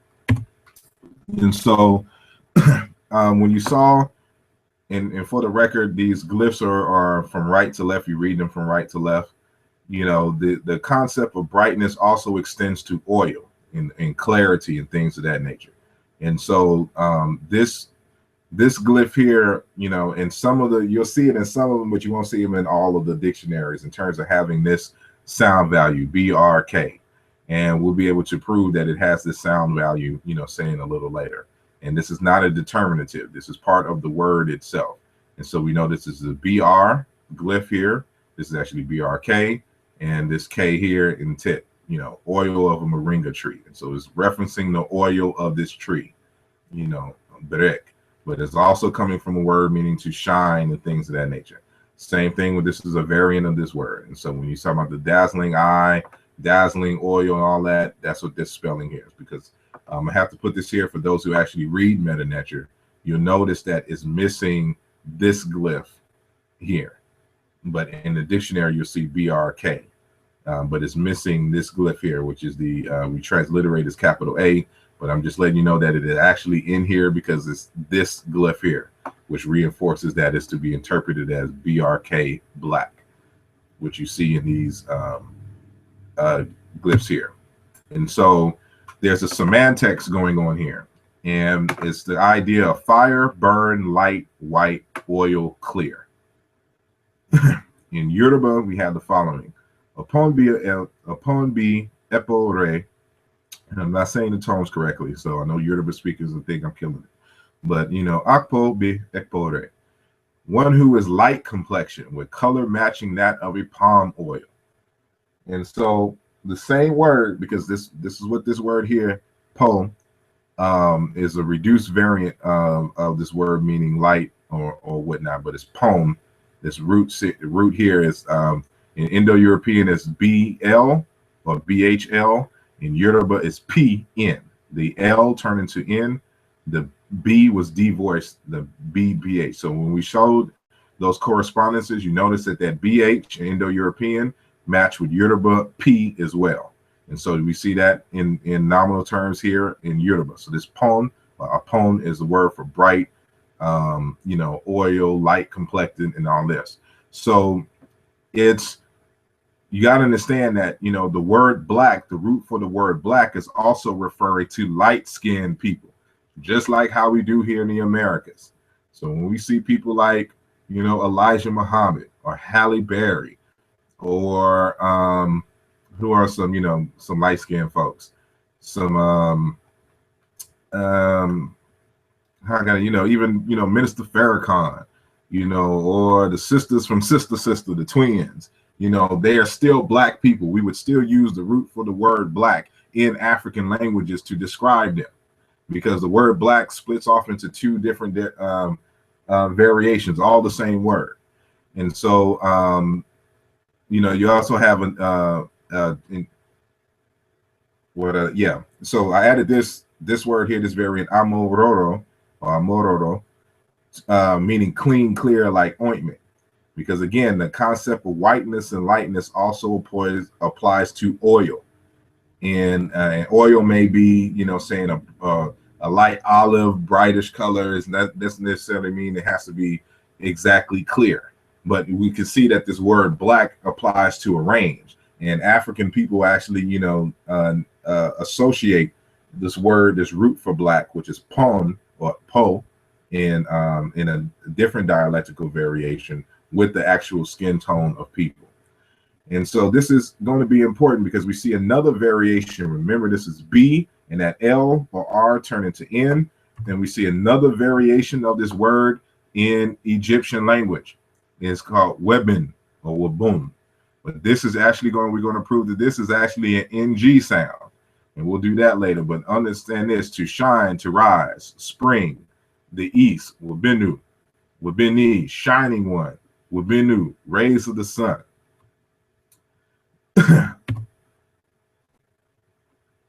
As we can see here in Proto-Bantu, where there's a B here. And so Proto-Bantu B, Chicam or Egyptian, Middle Egyptian B. Correspondences here. Where you see this N is actually NG. And so W also corresponds to O in Bantu. And so we'll deal with that, you know, in a little later. But see, Bing, glitter, be red. So even red has that root. Splendor, shine, binge, to shine, to rise of the sun. Bing, dislike, refuse, pride, arrogance, bingo. Bin is a negative particle. This word here became grammaticalized in Egyptian. And for the record, Proto-Bantu was older than Egyptian. And so from this root, dislike, refuse, pride, arrogance, now it becomes grammaticalized and becomes a negative particle with the same function. The negative particle means no, dislike, you refuse. It means nah. Bing, cut, slice, binga, minga. Again, B and M's interchange. Cut, slice, wound, sharp edge. Wabinu. Here's the gliss, wound, injury, in terms of the reflex. Because this is regular, we can use Bantu again to help us determine. So this is a variation of that BL where we get the word black. I'm showing you that the word black is all over Africa in many different dialectical variations. So remember that the NG and N correspond in B and B and also M. And so I also showed that this L also corresponds with NG as well. And so in here in magic and Shango, force, Nangu, Mangu. Remember, B's and M interchange. And Muinganga, medicine doctor who uses magic in Chiluba. Here we're using the second, nasalized uvular trill R. It disappears here in Coptic, but in Zande it exists Gangara. Gangara, intervocally, it keeps its, traditional NG value. This nasalized R comes from a K value or NG value. Same thing here. We say sema, but it's not sema, it's semir. But it's ingi, hair. Mangi, hair. This is a prefix here, S. And suki, tresses of hair. K, velar sounds. And so this is why we do historical comparative linguistics. It helps to prove, what it is that we're doing and the kinds of arguments that we're making. And so here's another variation I show us in the K sound. You can pause this and review it yourself. These are all, this is how we do historical comparative linguistics. So anybody trying to make an argument, they would have to produce something just like this. And so these are all regular and these are solid. And so with that said, because the nasalized uvular trill, this right here is, can also be an N, we would expect it to find a G sound or a K sound, in that secondary position in Egyptian, because it has many different dialects. And that's exactly what we find. So WBG. So you had BN, and so to shine, to illuminate. This is a different variation of Wibben that we saw earlier. The actual L sound comes from D, and so it's BD, to illuminate, to shine. It's all the same word. Now, these are the voiced variants of this version. And so remember that the B corresponds to P, and this is a K sound, a K sound, which corresponds with the voiceless variant of the velar G. And so piki, to shine. It's the same word, different variations of the same word. And so one of the things that, we got to understand is that, as I spoke of earlier, the word for fire has a wide range of meanings. And so from it, comes words in African languages for sun, day, to burn, boil, bake, light, look, collect, eye, face, aim, hunt, white light, lightning, thunderbolt, dawn, morning, tomorrow, heat, dry season, year, time, cold, ash, black, dark, night, yesterday, coat, smoke. All of these different meanings come from this essential, root meaning in African languages and world languages, which we can see at a later time. And so this you have to keep in mind. And so here's, saying the proof of these different variations. I won't necessarily go through them, but from a reconstructed form, kifuki, we get, variations like pasi, bake, boil. From kifuki, again, we get another variations like sun, hour, heru, huru. So this heru, huru is the same root of the word black. Same from Ra. Same for, the moon. All come from the same linguistic root. And so we won't have time. Even the word Kim in Kemet, which people try to make it seem as if this is the word black in Kim, but that's a different argument here. But the word Kim in Egyptian, meaning black and pile of burning wood, comes from this exact root. So you're saying the word black in many different variations. And so from, ki and kifuki, kikehu, firewood. K, the word for dry and wood, and hu, to breathe. You know, from flame to wood for the fire through the burning pile of wood in black. And so the easiest way to get and keep the fire in those early times is to blow on dry wood while rubbing. And so from flame, meanings evolved to cook, star, charcoal, black, color of coal, and white, color of the flame, and the light thus produced. And so here's some of the sound variations. I won't go into that, but you know, you can pause it when you have time, so you can kind of get a gist of how these different variations of sound changes and how certain vowels affect certain sounds and their changes. Same thing with this here, and this is going to be important. We see this ku, how it changes to ki, ku, kwa, gu, pu, pu, pu, pu, pa, wa, mu, ba. All these different variations of realizations of ku, you know, and followed by certain vowels. But we'll see some examples of that a little later on. And so, and Bowley informs us that simply because of this versatility, and that this is my translation from French, the occlusive velar K in a syllable of type ki, this is a mid-closed vowel, may over time develop the following forms: K, in terms of its conservation, C, which is a palatalization, Ku, which is a labelization, and then kind of a he of even she, you know, in terms of affaiblissement or assembly in terms of, you know, this particular word. And so with Q or Ku itself being a difficult sound to produce, it can lead up to 4 different dialectical sounds. And that is Ku, K, G, P, and W. And so this is going to be important here. And so when I suggested the word kala itself, I use paronymy, but the main thesis comes from a word meaning coal, and fire and black. And it has its reflexes in Kikongo. I took it from the Kikongo language. Kala, coal, black. It also means to be. Chiluba, dikala, charcoal, coal, carbon. In the Igbo, kalu, the Alusi or the Orisha of thunder and lightning. Ewe, Keli, light. Mende, Koli, fire, thunderbolt. A Koli, Kolo, anger. You know, and you know when you get hot, you know, when you're angry. And so it's a semantic shift in the Akoli language. And so this word kala, dikala, kalu, Keli, Koli, Kolo, Bakala, this ba is a prefix, and we'll get into the prefix later. It just means people. It's a plural marker for the human class in Bantu languages. And so, you know, this word kala that we deal with here. And so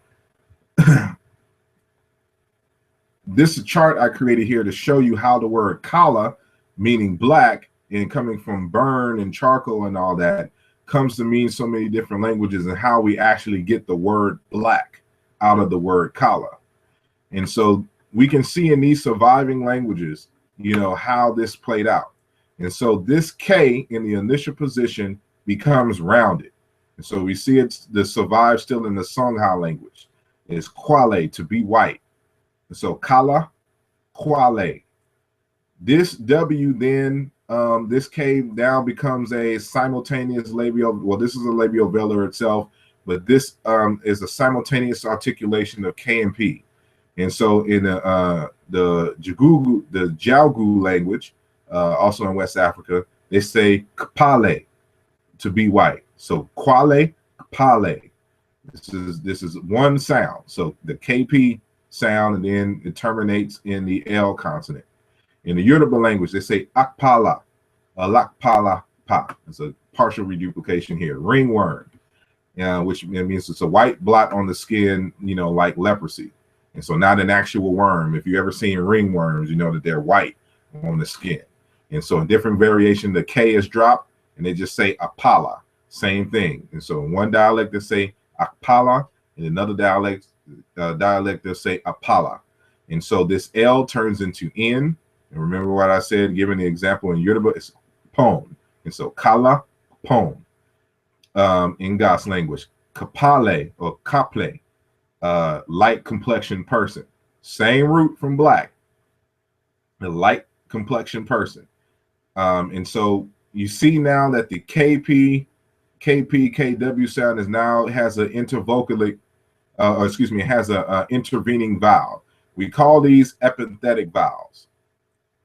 An epenthetic vowel, that means that, you insert a vowel in between historically a consonant, between two consonants that were historically one consonant. And so this is one consonant, even though we write it in English with, two sounds, but now a vowel has been placed into it. So they don't say pale, they say kapale. So there's kind of metathesis here on the A sound. And then, so in a herbo, so now the K is, excuse me, let me go to fawn, is now a G sound. And so it's the voodoo, which is the spirit of lightning and thunder. So blah. So this is still simultaneous pronunciation, GB, blah. In the herbo language, Gabrara, thunder, which is really more lightning and thunder. And so we go back into the Middle Egyptian. So, this G is dropped just like how this K is dropped in the Yoruba. So they say Apala. In Egyptian, the K, KW, KP, GB, the G is dropped, and now we're left with BL or BR in Middle Egyptian. And so we have BR, bright light, BR, oily, bright, white, bedazzled, BR again, to sparkle, to glisten, with all these different suffixes. These are all suffixes on this root. We mentioned the Chiluba, variations before. So, the same thing happened with them. Bala, Balakala, Laba, all coming from a GB sound. And so Proto-Indo-European, bright, white, shine, flash, burn, bell, which originally came from a labio-velar sound that started with K, kala. And so in Hebrew, the epenthetic vowels, intervene. So now the B sound is turned into M, and the L, you notice that the L's and R's stay consistent.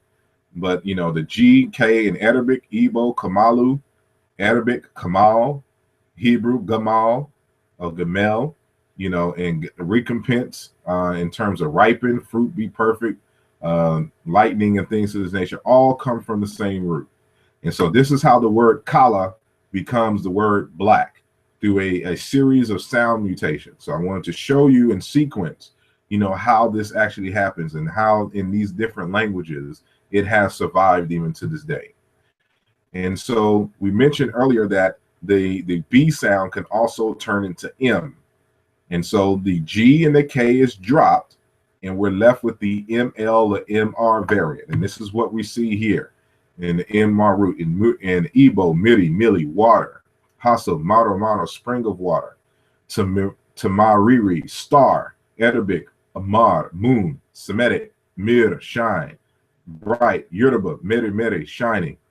Or Muroro, shine. Moonshine. Oduyoye, this is the source. And in tree language, Mere, mushroom, white, which is, mushroom is white. Ga, Mele, mushroom, Akkadian, Maro, to see. Or Herbo, Mre, to see. All of these different ideas come from a root meaning fire, because fire allows you to see, even when the word for water, because it's a shining and a glistening on water in the daytime. And so it went through a semantic shift. But, Tamariri in Hassa, meaning a star. Again, a star is a big, to the African folks, a big furnace, a big pile of burning wood. That's what the sun is. That's what the stars are. But from that concept of light and bright, light allows us to see. And so you have another semantic shift based off of that root, to see. And so this is important. So we see here, BR to MR to MN, root in Chiluba in Bantu. Munya, shine. Munya, sun, heat. Heat of the sun, light, day. Munya, same as Munya. Muunya, or Chimunyi, light. Mundu, lamp. This is where we get the root for Amen from, in terms of Amen Ra, in terms of Amen being the sun. And so it comes from this root here. And so in the same fashion, how the word for shine, light, and see, just like in the other variations in Chiluba Bantu, it comes to mean see. So Mona, see, perceive, feel, experience. Representation, spectacle. Mirror, see one's own reflection. Apple of the eye. Lumwinu, mirror, glass. Mumoni, a seer.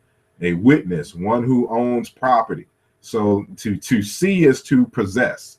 in African languages. So that's why, to see means ownership as well. But demona, I don't have it bolded right here, but act, see, vision, show. All of these are the same root. And so we see these in the so-called Afro-Asiatic languages as well. Believe, mind, to think, men, knowledge, to know, analyze, understand, all coming from a root meaning to see, which ultimately comes from a root, meaning wood or fire.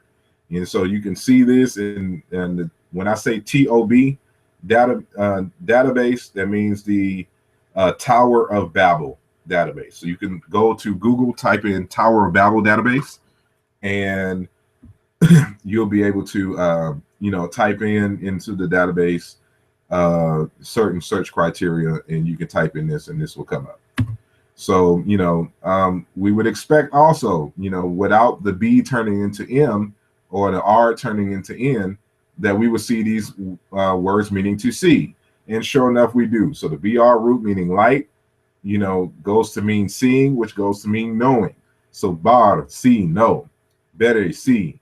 Egyptian, ber, see. Gudu in the Cymatics languages. In Burina, Saho, the Afar language, bar, to learn. Lower East Cushitic, bar, learn. Somali, baro. The Hollow, Sanye, bar, no. All of these coming from the same root in terms of black. And there's a whole point of me doing this, because when it comes to black, we just don't use black in terms of referencing our skin color. We use black, for a variety of different things, which we have also adopted here in the United States unknowingly. And so we're going to continue. And so that same BR root is in the root Siba, which means star and also intelligent. And so so-called Siba or Seber is wise, intelligent, judicious, teaching, school, guidance. Sabe in Coptic, wise, intelligent, judicious. Seb, intelligent, cunning. Subai, initiated teacher and student, one versed in hidden knowledge. And I have this in red so I can show you the source, of it here. So it's Amadaha Pati Baal's article, The Living Tradition in UNESCO's General History of Africa, that you can see this, page 191.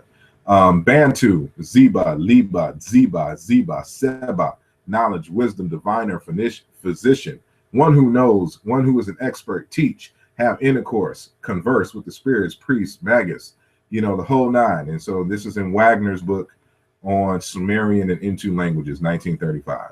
And so, but it's also the same root for star. So intelligence, the word for sun, star, wisdom, being able to see, lightness, brightness, all of these come from the same root as we get in terms of the word black. And so here's another variation, as we see here with Siba or Sibir, intelligence, and star. This, remember that we said that this also interchanges with K in those other African languages. It also interchanges with that in Chicam language as well. So you can see Sibir, Sibeku, wise, in the Vigus dictionary, page 1601. And then Sebek here, wise, Vigus, same dictionary, 1607. Same root. Notice that we have, this BRK and things of this nature right here. Why do we have this here? Because of that sound value. And so this is going to be important. And so what I want to do now is take a break. And so I'm going to see if we have any questions, from the panel or the question and answer app. We're going to take a 10-minute break. And so just keep your monitors, open and whatnot. So don't close your monitor. And we will see if anything, pops off here. I see my brother Wujawu is here. I don't see any questions in the question and answer app. If brother Wujawu is still there and he wants to, say something, you can say something. You can unmute your mic. Yeah, Hotep, peace. Hotep. Peace. Yeah, Peace. I'm just listening. I've been sitting back listening, and I really don't have a question. I'm just following along, and I don't, if I try to create a question, I don't want to do that. So, but no, I follow along, and it's very good. I read your previous work, Bakala of North America. So I'm following along pretty good, and I see that you've expanded on it really, really. Yeah. So I appreciate it. I'm just sitting back, so I'll just continue listening. I appreciate it. Yeah, I mean, there's so much that I've learned since I originally wrote that text, and so I'm be doing an updated version of it within the next 2 years, and it will have much of what you're seeing here now. So there's some stuff I have to revise in the text. Some stuff I'm gonna eliminate in terms of perspective, but the crux of everything is going to be the same. So now I have more information to really kind of bring that point home, which was, in that preliminary work on the Bakala of North America, published in 2009. And so, so yeah, that's what we'll kind of get into. So I just wanted to give people a little, break from looking at the screen. They can just hear, you can, stretch your arms. It's been a minute, been about 2 hours now. So we have, less 1 hour to go. And now we're going to get into the deeper meanings of Bakala and things of this nature. But as we can see, this word, this root for black, has many different meanings and semantic ranges. And I'm utilizing all of them, in the Bakala of North America and things of this nature. And so prior to somebody's, misunderstanding of what is going on, I'm not arguing that there was a tribe of people called Bakala, and that's who we were, and I'm just adopting full throttle this name. This is what I'm suggesting here is a new name for African Americans that speaks to who we are and our experiences here. And so that's what I kind of went through at the beginning of this lecture, and and we'll be joining back, and we'll get back into the lecture in a little bit. And so just wanted to give an opportunity to see, because I can't see when it's on full screen. So to see if there was any questions in the question and answer app, and there doesn't seem to be at this time. So get something else to drink, swallow, then I'm just going to jump right back into it. Yeah, and I would, as you were talking, as you've been talking, okay. I'm just going through in my mind, brainstorming how to convey this and get it saturated outside of, you wrote a book and you have some other works and expanded works, but, trying to just think, how can we, further, how can more people get an understanding of it? Because I'm seeing that people will use these terms and even use some of the work that you've done, but I can see that they don't understand it, Yeah. So I'm trying to brainstorm and trying to see, how I don't know, maybe I don't know, create another way of explaining things, explain a little differently, or yeah. This is part of the reason why I'm doing this, and so why I'm going in this depth. And so I want to be able to refer to the people who don't like to read, don't want to necessarily purchase the book. I could still be able to explain it and have the detail in it, if you at least have some hours to spare and view this this correspondence here. And so it just really kind of depends. What the biggest hurdle is, one, showing that you are free people. You have agency. And they haven't been free in their minds so long that it's hard to tell them, that it's hard to demonstrate that this is what you can do. This is what your ancestors have done. Your ancestors weren't always the names and the people that they were. They moved. The ancient Egyptians, when they were the Remetch, and all of these different variations, they only became that as a result of coming together. It's different groups who came together as a conglomerate and created ancient Egyptian society. And so, there was no Kemet before that process happened. There was no time marrying. There was no, black or Bleket or Hinu, which means the interior, until these people decided to come together and become a people.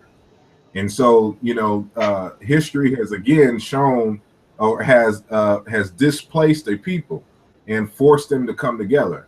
And so now, since we've been forced to come together and we are together and we accept each other as one, now we can get about the business of doing and creating our culture and our identity, based on our own terms. And so this is fundamentally what I started that process of doing in the Bakala of North America book, in which I'm hoping to explain for folks now. And so this allows them to kind of rewind and in terms of the archive, the work, so they can learn at their own pace and get it at their own pace. And so part of this was a linguistic analysis.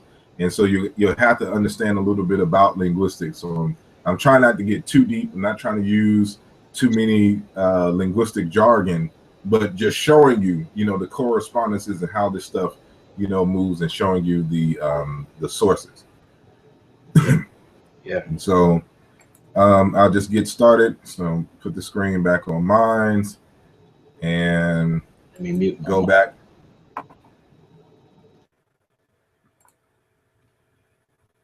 And so I'm going to give it a few seconds. And so if you can see my screen now, full screen, now we're going to get into this concept called the living sons of vitality. As mentioned earlier, I suggested a name for African Americans. The root is Kala, the prefix is Ba, it's a plural, the Bakala people. And so I can't go through all the details. That's what I wrote the book for. And so I'm not trying to be too long-winded, so we don't be here for hours upon hours and hours, discussing this. But I want to get into the crux of what does this term mean? How am I applying it to the African American experience, and what can we do with this name? Because there are going to be some asking, will we change our name, then what? Again, that's why I went through that long diatribe at the beginning, showing what our names meant for us in Africa and why we chose to name ourselves, and how this translates into, a political, in terms of our political development, in terms of our pedagogy, and in terms of our education, and possibly, our economic development, just by understanding who we are and taking ownership of who we are. And so this name comes from us. I'm not saying that this is who we are in ancient times. No, we weren't all this in ancient times.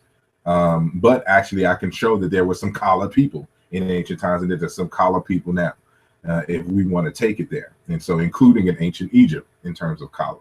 But that's, getting too deep. But in Malidoma Some's Healing Wisdom of Africa, he introduced something that I think is pertinent for this discussion. He says that cultures define themselves in terms of the ways their people perceive the cosmos. The cosmology I am concerned with in this chapter is so essential to Dagara wisdom that little makes sense without it. The cosmology is the foundational model for life itself. And so remember earlier he spoke about how the names are associated with the essence and being of a person. We had some supporting evidence of that in other traditions, including from one of our own, Dr. Asahili. And what he's saying here is that the cultures define themselves in Africa in relationship to how they perceive the cosmos. So their name is in association with the cosmos itself in terms of cosmology. Remember I said in our particular educational framework of entology, cosmology is essential, for understanding beingness. And so there's a quote I like, from Dr. William A. Jones in God in the Ghetto, which he says, one's theology, how I see God, determines one's anthropology, how I see humans, and one's anthropology then determines one's sociology, how I order my society. And so the way that you understand the cosmos, I changed his quote a little bit so it's not too religious. And so instead of theology, I deal with cosmology in that particular frame, because in Africa, God is the cosmos, God is reality, God is eternity. And so for us, we're just replacing theology with the cosmos, cosmology. And so one's cosmology determines one's anthropology, how you see humans in terms of our relationships. And one's anthropology then determines one's sociology, how I order my society. So that echoes what Malidoma said in his own work in terms of the cultures define themselves in terms of the way they perceive the cosmos. The cosmology is the foundational model for life itself. And so, anybody familiar with ancient Egypt knows that they modeled their society based on what they understood of the cosmos. That is the defining feature of ancient Egyptian civilization. And so Daniel McCall, in the text called Writing African History, he says that Africanizing history must begin with a holistic attempt to understand the total world view, and that should be together, and cosmology of African peoples. For without looking at their oral history in the total context of their thought, we cannot understand the meaning that history has for them and why they have preserved it. And so cosmology in worldview is central to understanding African people. And so as African Americans, we lack a cosmology. We lack a worldview. And so if we're going to become a people, we need to develop this. And so, and not only this, our perception, our understanding of the cosmos needs to be reflected in our name, because that's the African tradition. And so we associate ourselves with the cosmos, with the eternal, as Dr. Hilliard said, and not simply with a location, a local spot, an empire, a religion. That's not how we identify ourselves. And so, keeping within this tradition, as a student of African history, this is, the frame in which I developed, the Bakala of North America. And so, we get further echoes in terms of the relationship of cosmology to the understanding of the people, comes from Dr. Foucault again in his African Cosmology of the Bantu Congo. He states, understanding the worldview of a people is the cornerstone for understanding their culture. And so remember that the African Americans and the African American Cultural Development Project, we are in the process of developing and crystallizing our culture. And so we're trying to, mark our unique place in the world. And so we need to have a worldview. We need to have an understanding of the cosmos and our relationship to the cosmos, for this, development of the culture.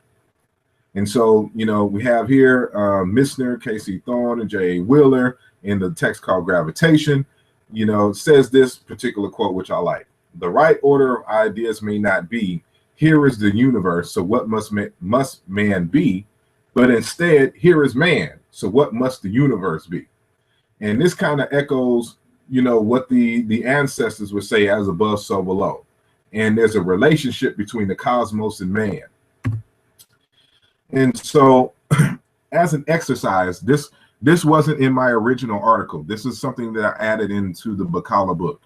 I decided to write the word Bakala in the ancient Egyptian script and to read the script ideographically. In ancient Egypt, you had what is called pictographs. And these pictures, represented what the picture is itself. So if we were to read this as pictographically, we would understand this as foot or leg, arms, hand, mouth, lion, person, people. But, they were also represented ideas. And so we would call them ideograms. And so from this pictogram, you get the idea of place, abode, people, ka or keter, because it's really an R sound after it, the double or soul, vital strength, image, genius, person, character, disposition. The R, for mouth in terms of its pictographic nature, also, means at, by, near, to, toward, into, with, among, from, every, concerning, up to, until, against. And allegedly, these do not have any sound values, but they're just generally mean humanity, person or man. And so, so this is how we would write the word Bakala in the ancient Egyptian script. Now, when I originally wrote this is something that I have to modify. I didn't adopt, because this is what we call a biliteral. The ancient Egyptians didn't write out their vowels. So this is we have pictograph, ideograph, and then you have phonograph. That means these glyphs represent sounds. And so as a phonograph, this represents the B sound, the foot, the leg. This represents the K and nasalized R sound. This is an R sound here, and these are determinatives or classifiers that let you know what the word, the category in which it belongs.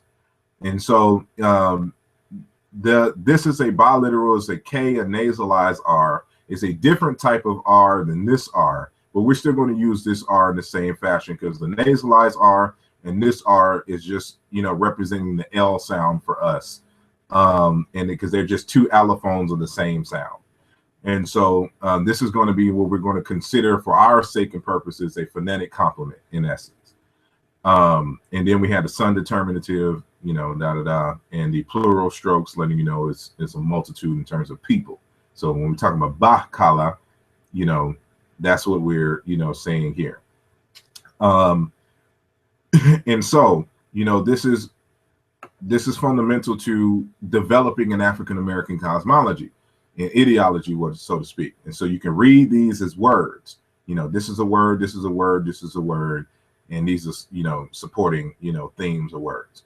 And so remember, place, abode, people, the double, soul or spirit, character, genius, at, by, near, toward, into, among, these are prepositions, things of that nature, humanity, and then plural strokes.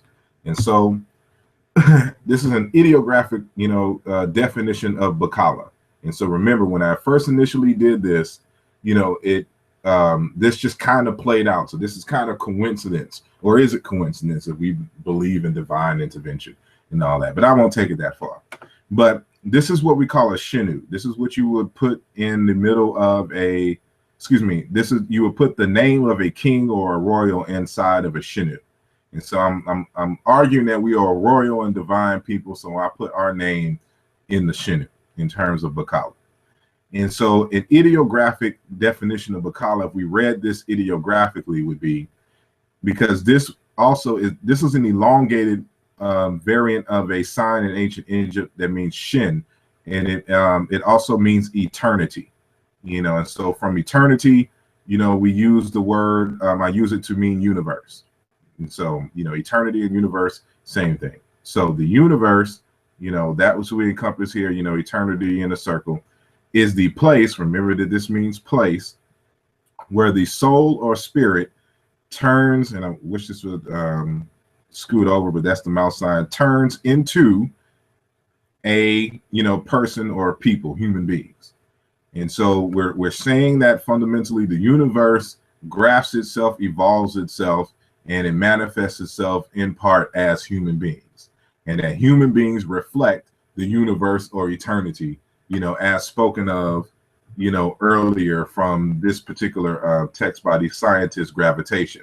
The right order of ideas may not be, here is the universe, so what must man be, but instead, here is man, so what must the universe be? That same type of ideology we find in African traditions. So I'm just keeping it in African tradition. So Amadou Hapati Bal, in his book on the person, says that to contain man, the all-in-one being, Mangala, the creator or God, devised a special body, vertical and symmetric, able to contain in one and the same time a piece of all the existing beings. This body, called Fadi, symbolizes a sanctuary where all beings are moving in a circle. This is why tradition regards the body of man as the world in miniature. According to the expression Mayi Dini Medanin Diye, which means man is the universe in miniature. We go to the Dagara people in Burkina Faso. Same type of perspective. For the Dagara, every person is an incarnation, that is spirit, who has taken on a body. So our true nature is spiritual. This world is where one comes to carry out specific projects. A birth is therefore the arrival of someone, usually an ancestor that somebody already knows, who has important tasks to do here. The ancestors are the real school of the living. They are the keepers of the very wisdom the people need to live by. The life energy of ancestors who have not yet been reborn is expressed in the life of the nature in trees, mountains, rivers, and still water. Grandfathers and grandmothers, therefore, are as close to an expression of ancestral energy and wisdom as the tribe can get. And we're going to show you that when we're talking about spirit, we're talking about laws of nature and or energy. And so this is going to be important. And so for all of us who are not, into spirit and spirituality and things of this nature, we can use it in a more scientific fashion. So the universe is the place where energy through sound vibration turns into man using three components: electrons, neutrons, and protons, the atom. This is what I'm associating with. I'm making this up. You're not going to find this word in the ancient Egyptian script. I'm using this word, our name, using the ancient Egyptian script and reading it ideographically to tell us, what, to see if it informs us of anything that is in correspondence to African tradition, and just so happens to be. And so whether you're talking about in terms of spirituality or whether you're talking about in terms of science, we can use our name to teach science, to teach. And so when we're talking about Bakala, and when people talking about Moors or Hebrews or just simply black in the European sense of just black in terms of dark skin color, we can't build an education system off of this. But with Bakala, we can. And so what I'm showing here is that this can be the basis for which, you're teaching multiple levels of whether biology, astrophysics, in terms of identity, because now we're identifying ourselves with that eternal that was mentioned earlier in the cosmology and the cosmos. Our identity now is not localized, not even centrally with the earth. We're saying something different, that ours is in connection with the stars in the universe. And we'll get deeper into this. And so we mentioned earlier that, through sound, the mouth, and I say mouth because the mouth is where the sound and vibrations come from. And, anybody who understands Metathesis, which is the signs and symbols of the universe, is really God's words. That's what Metathesis means, God's words. And all throughout, African tradition, they say that God spoke, or the sound vibrations is what is the result of, what is creating, the universe. There's always speech going on. And so to prove this, to demonstrate this, an individual by the name of Ernest Chladni in 1787 published his discoveries concerning the theory of music. And what he did, this is a drawing. This is him over here on the left, but this is a kind of a drawing to show you what he did. What he did is he took some salt or some other granule, visceral substances, vesicle substances, and put them on a metal plate. And then he strummed the metal plate with a violin bow, and at different, speeds and frequencies.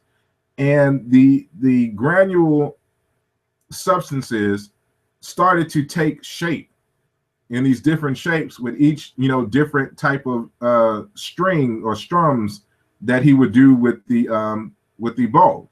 And so what you see over here on the right hand side is the drawings, of the shapes from the different frequencies that he was able to demonstrate with the bow. And so you can see this in the discoveries concerning the theory of music. They were published in 1787. And so with this, began the process of discovery, is showing that, again, we get motion through sound vibrations. We can't hear all the sounds in the universe, but it's through these vibrations, through sounds in the cosmos, that we get that matter takes its shape. And so, one can echo, what the ancient Africans were saying in terms of, everything that we see are words, manifestation of God's words. Well, you can say that if you just replace the word God with universe, eternity, things of this nature, the cosmos, it's the same thing. And so this is what we see here. And I'm going to need your help, Brother Wujawu, on this, because I don't know if you or the audience will be able to hear this. So if you can mute your mic, real quick, if you're still listening.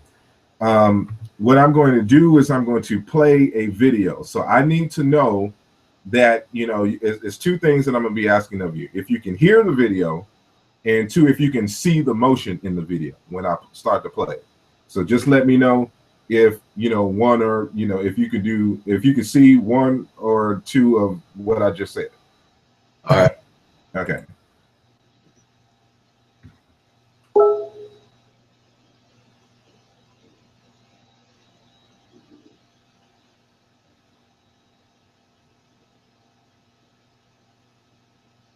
There should be some sound that you should be hearing right now. Okay, no, I don't hear anything. Okay. Well, then that means that they won't hear. But can you see the video? No, I just see black right now.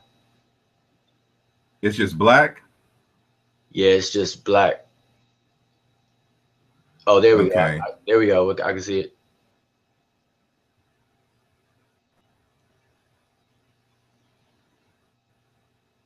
I can see it, but I can't hear it. Okay.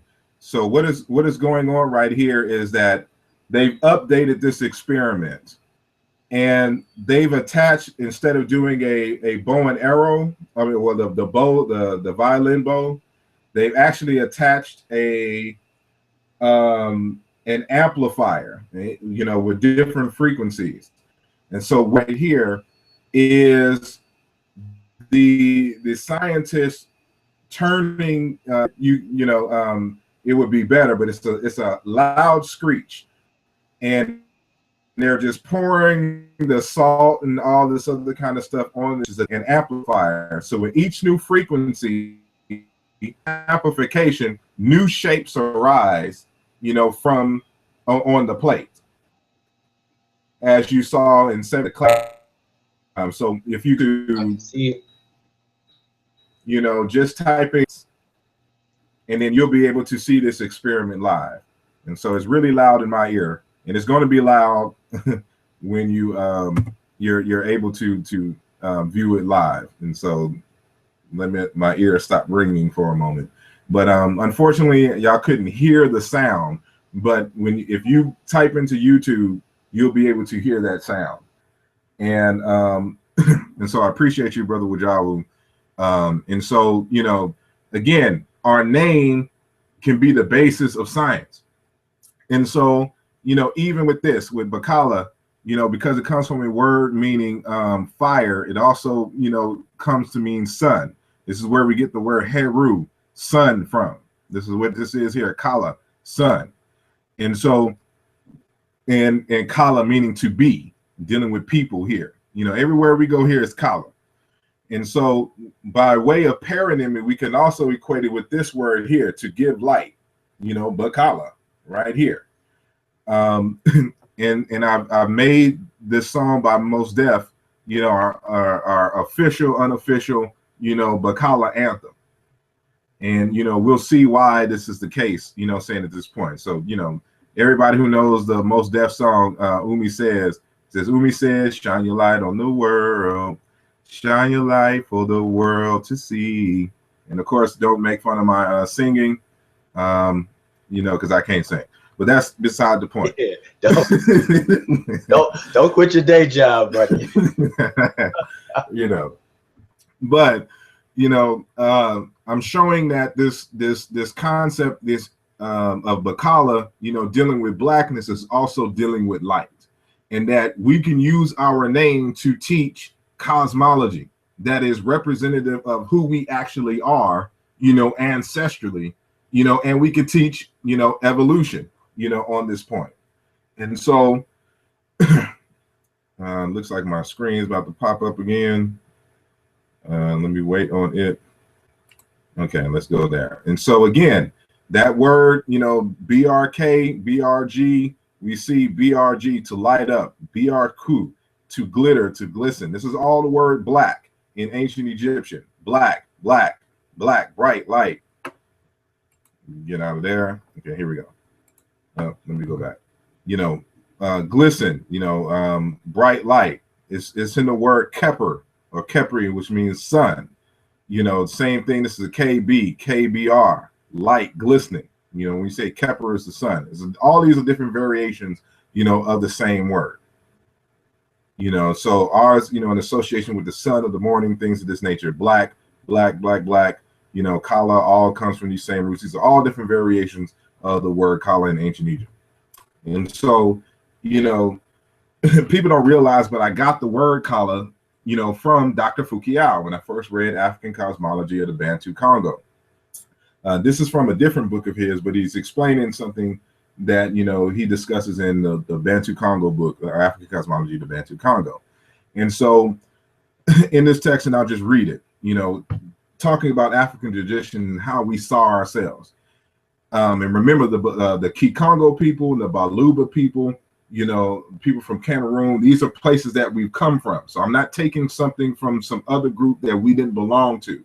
These are ideas that came from our regime. This is our inheritance.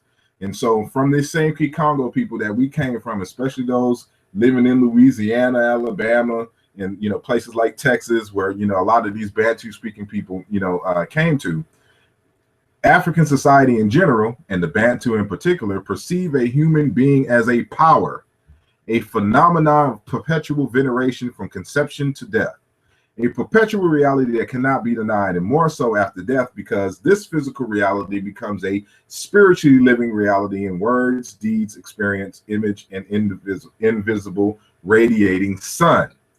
As such, a pregnant woman is perceived as the carrier of a new and holy package full of power and energy, a continuation genetically of old radiations under new form.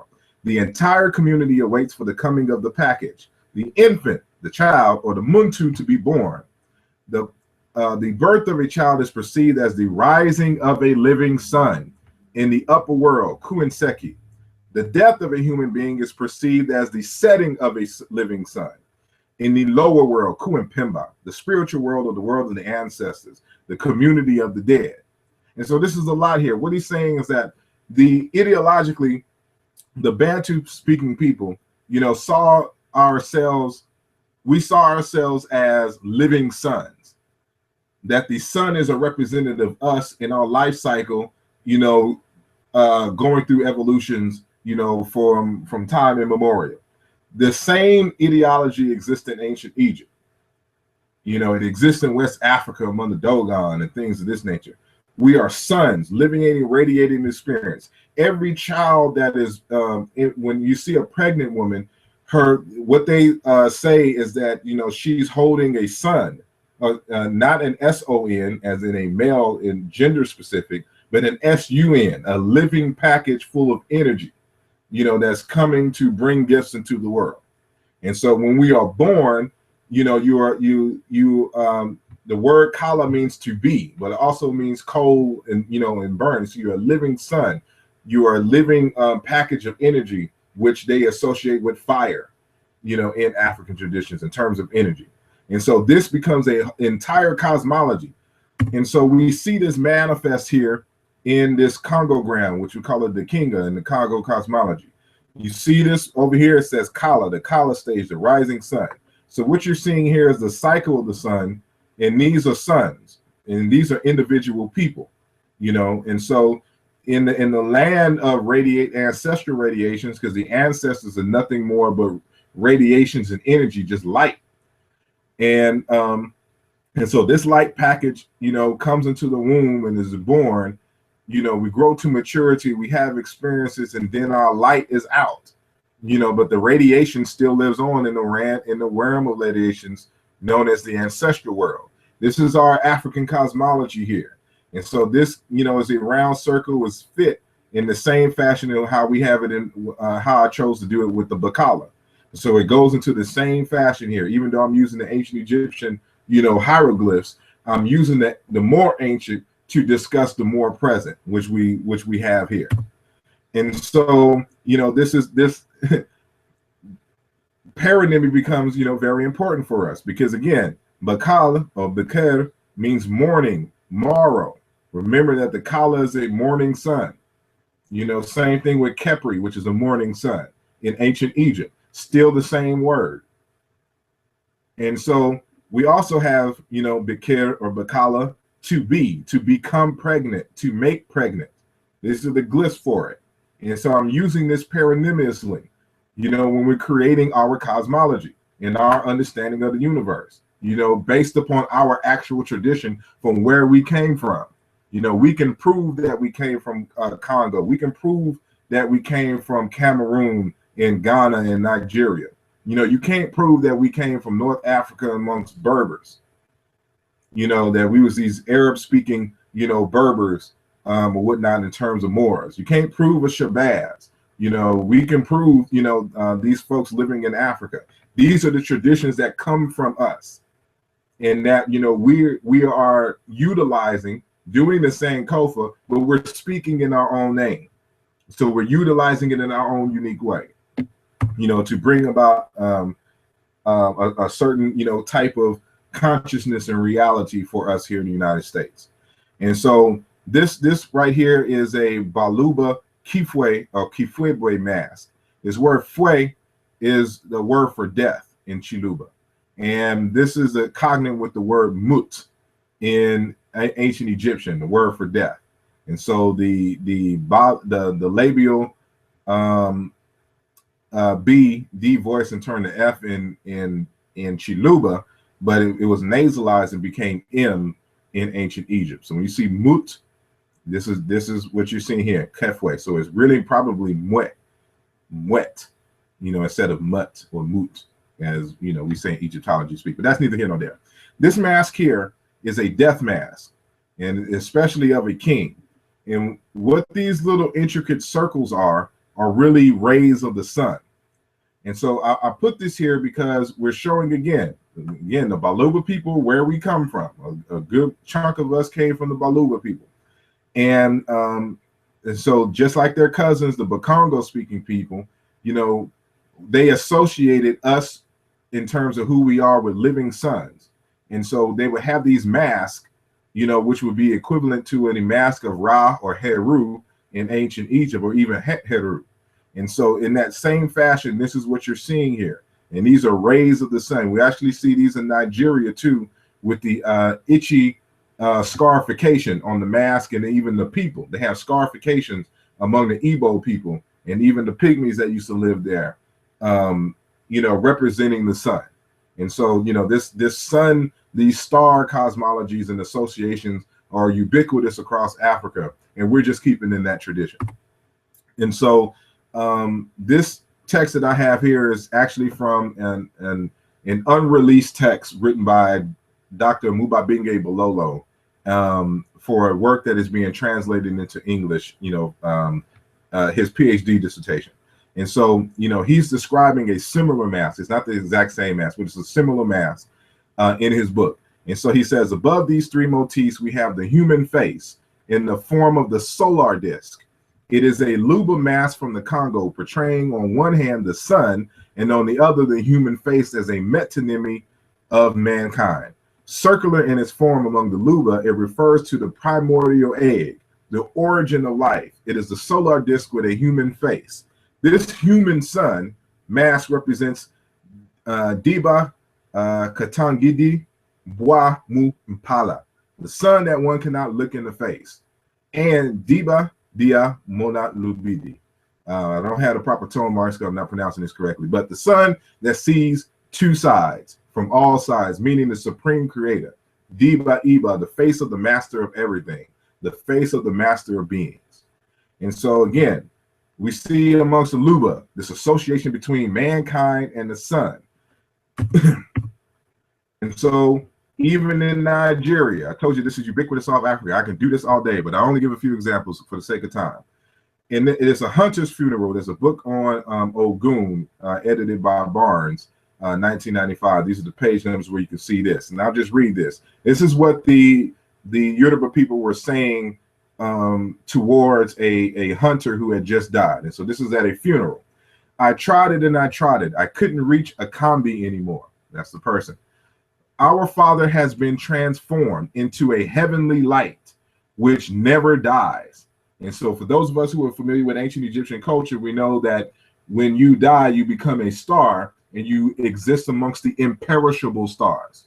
And so we see the same ideology, the psychology here amongst the Yoruba, which we know for a fact that we have ancestry. And so our Father has been transformed into a heavenly light which never dies. our Father has even been transformed into a sun, whose rays shall dry our clothes. Akambi, rest in peace. And so again, this great hunter amongst this clan of Ogun priests, they're arguing that this person has been transferred into a star, a light, a sun. And so the same thing amongst the pygmies. The FA pygmies believe that the vital force of immortal constituents of the human personality returns to heaven, where God transforms it into a star. And so what I'm saying is that we come from stars, and then that when we die, we're going to go back to stars according to African tradition. And so we see the same thing here amongst the ancient Egyptians. And this is the word kala in reverse. Some people say aket, but it's not aket, it's reket. And so raka or raki. And so it's kala, kale, in the inverse. The syllables are inverse. And so from this same word kala, or reket, you have flame, fire. And kikongo is lunga, light or make a blow fire.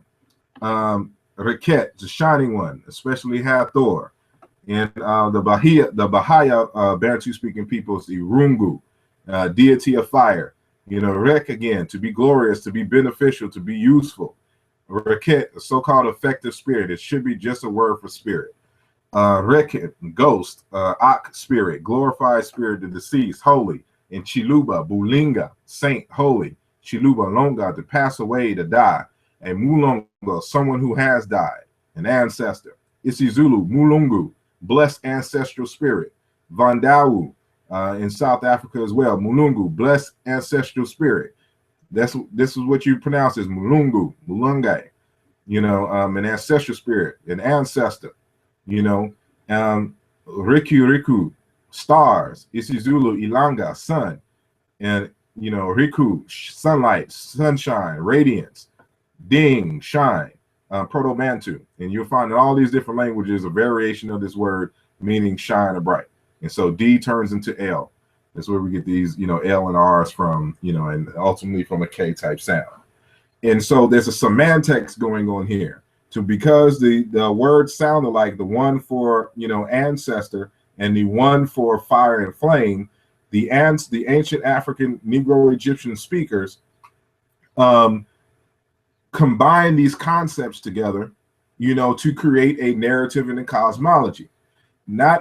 And what's ironic is they were right, even though it was based on linguistics, or folk etymology at first, it comes out that they were actually correct in terms of these associations. And so with that said, also, another semantics is that, again, what we spoke of earlier, that light and fire also deals with intellect. And so we see with the same exact word, spiritual power, intellectual ability, comes from that same notion of wood, fire, light, sea, knowledge, and intellect. And so when we talk about kala and things of this nature, we're also talking about intellect. And we'll see how this all plays out. But anybody who knows anything about science and evolution and world cosmology and astrophysics and things of this nature understands that who we are here in this world now is because of a real son died for us to give us life. And I'm not talking about the SON, you're talking about Yeshua in the Hebrew tradition, or Isa in the Muslim tradition. We're talking about an actual son, which in a region of condensed matter, evolves into the kind of stage that we see now. The outer layers expand, cool, and shine less brightly in terms of this. A planetary nebula happens, gaseous shell moves around, diminishing the core, and then it turns into a white dwarf. It implodes on itself, and then it creates these different elements. And so all kinds of elements happen inside the core of a sun until it gets to the point of iron. When it gets to iron, when the sun starts making iron in the center of its core, it is too heavy. The elements are too heavy. It can no longer create fusion, and then it implodes on itself. And when it implodes, it produces even hotter, gases, which create some other elements. So all of the elements that we are made up of comes from dying stars. literally light in the universe. And so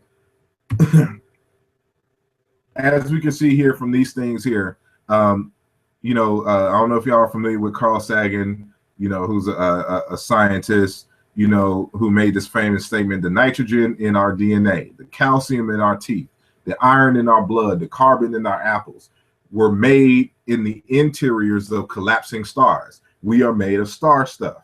And so, besides nitrogen, calcium, iron, carbon, you have phosphorus, potassium, sulfur, chlorine, sodium, magnesium, iodine, zinc, nitrogen.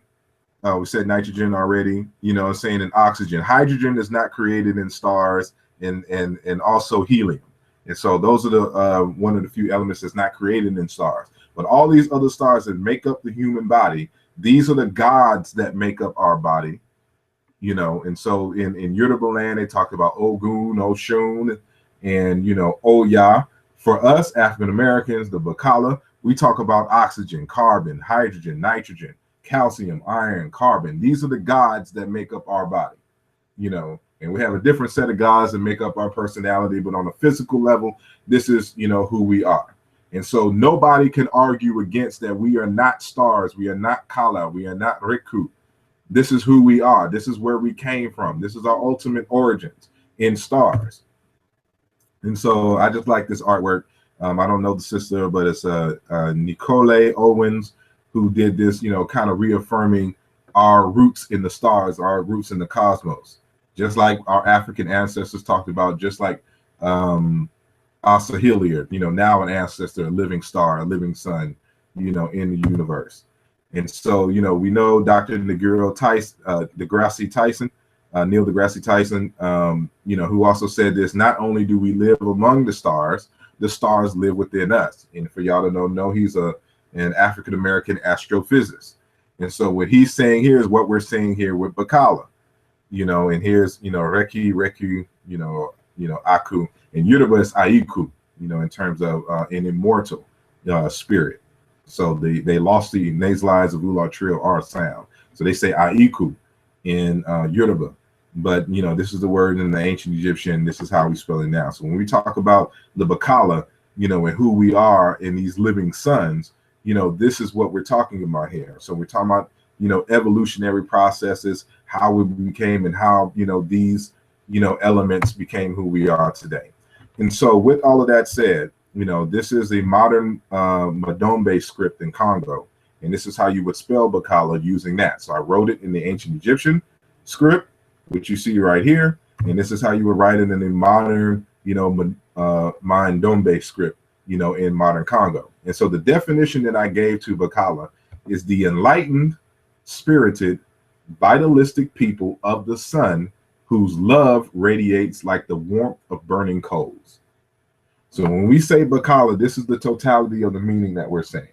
And so we can go into all these different meanings, and we can show linguistically, scientifically, and systematically that this word Kala, means all of these different things. Word Kala also means love.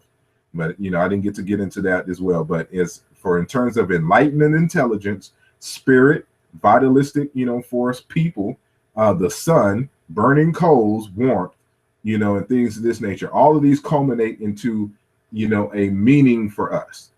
And so we use this as the basis of our identity, not only as African Americans locally here in the United States, but cosmically and eternally, in our reference to the stars.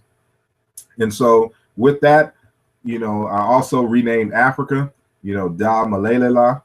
And this is just a modern way of saying Tamari.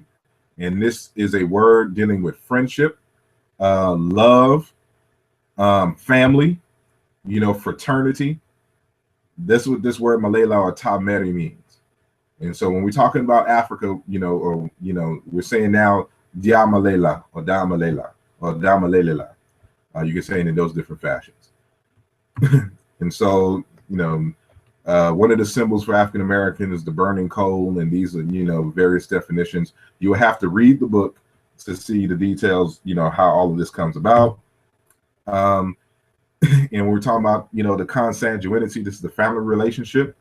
And so when we're talking about the Ba Malela or the Balela, the African people, I'm saying that we are a different branch of the Africans. And so you have the Bakala or the Inkala or Inkale. You could replace ba with in.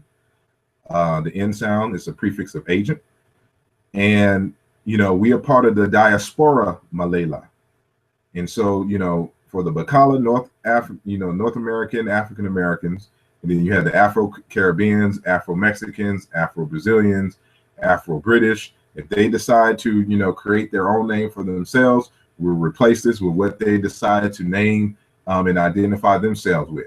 But we are on par with the Wolof, the Mandingo, the Malinka, the Bambara, the Oromo, the Collagen, the Nuba, the Tuareg, the Amarigna, the Bakongo, Malimbo, Ndungo, Luba, Luanga, Mbundu,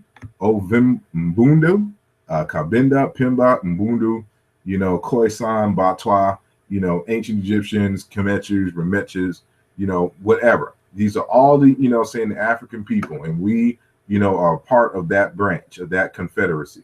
And so what we're talking about is creating a United States of Africa, confederacy that has a diasporic branch. And we are part of that diasporic branch, all within the same Malela family, in terms of fraternity, friendship, things of this nature. And so, it has bigger implications than just simply naming us. And so a few things that I have, kind of added since, when we talk about our ethnicity, these are the elements of our identity. And so our ethnicity is the Bakala or Nkala or Nkale. Our language is Chikala, Kikala, Shikala.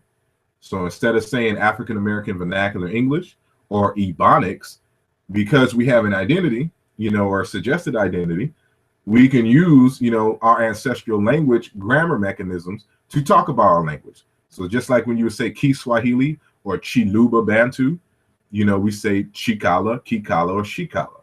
These are all words dealing with a language. So the language of the Kala.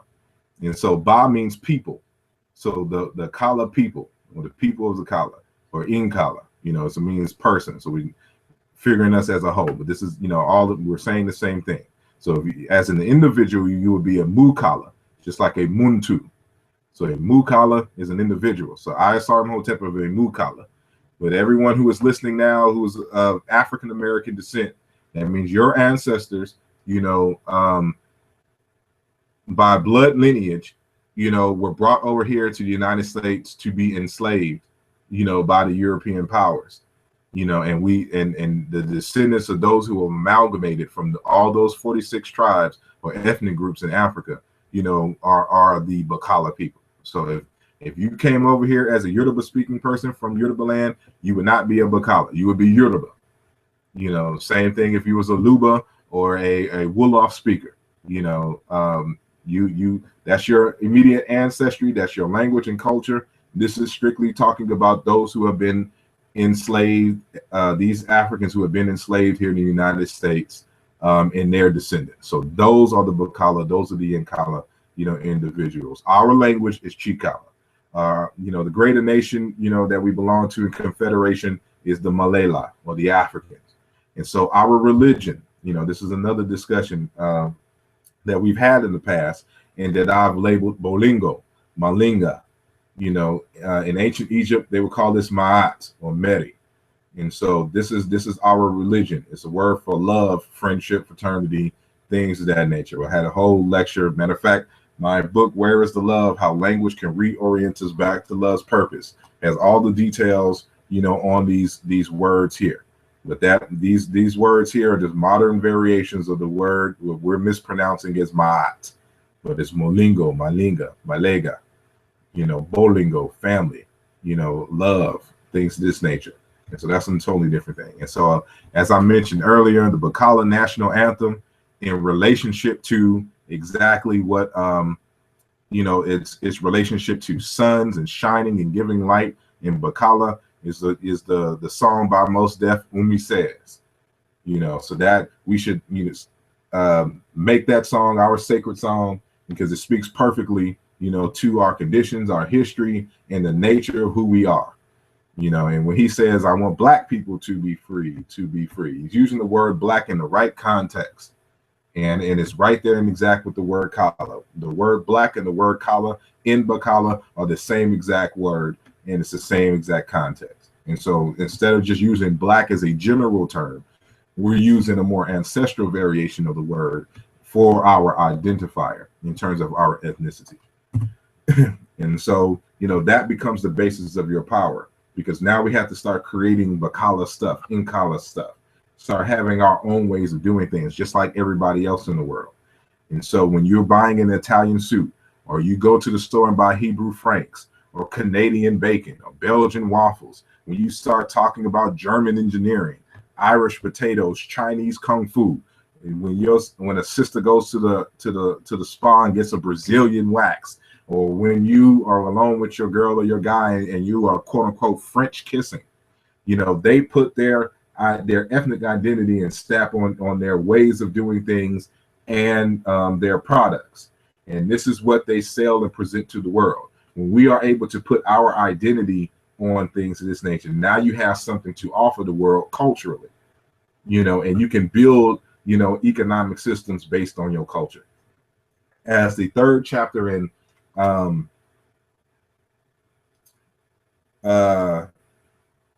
Dr. Amos Wilson's the Blueprint for Black Power, you know, the third chapter is culture, the basis of power.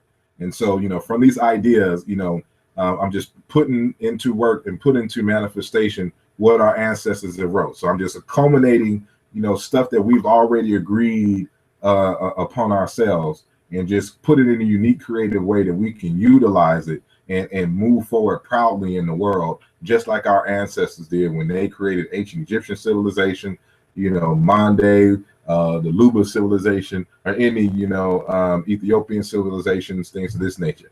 They decided on, you know, what their community was going to do, what they came here for, what they were associated with in terms of relationship to the cosmos, and they lived out their life that way.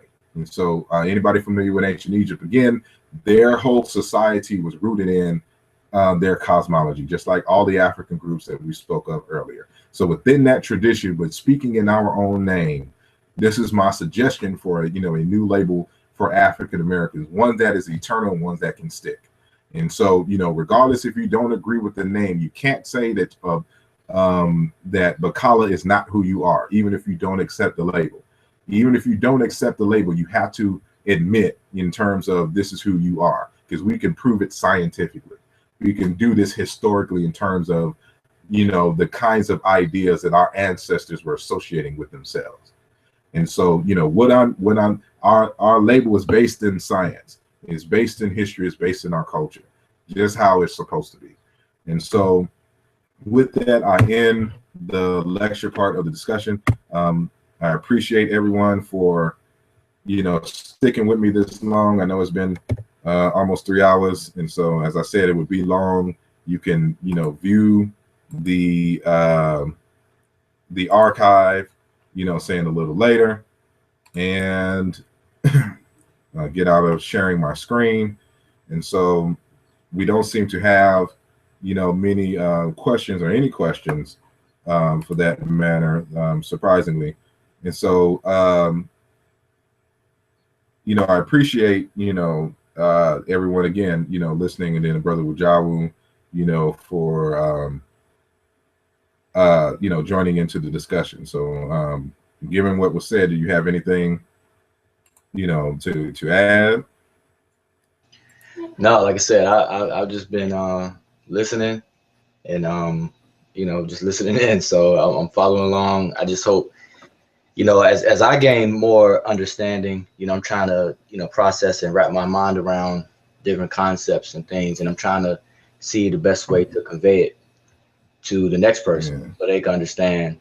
Because I really think it's important, and I think this is a good you know, line for us to tie back, you know, to go back and to do things as we did. You know, the questions always asked, you know, why, you know, what's the purpose of us going back? You know, what's the purpose of us studying ancient cultures? What's the purpose of us studying our history? You know, how does that apply in 2015? How does it apply our conditions? What is that going to do for the police brutality and things like that? And I think that people really just don't understand the value in it. So, you know, the work that you're doing, I see the value, and I'm just trying to see how to convey that value to others, and the importance of it, and actually apply it and to have a benefit of it, you know, as well. So I don't have anything to add. I'm just, you know, following along.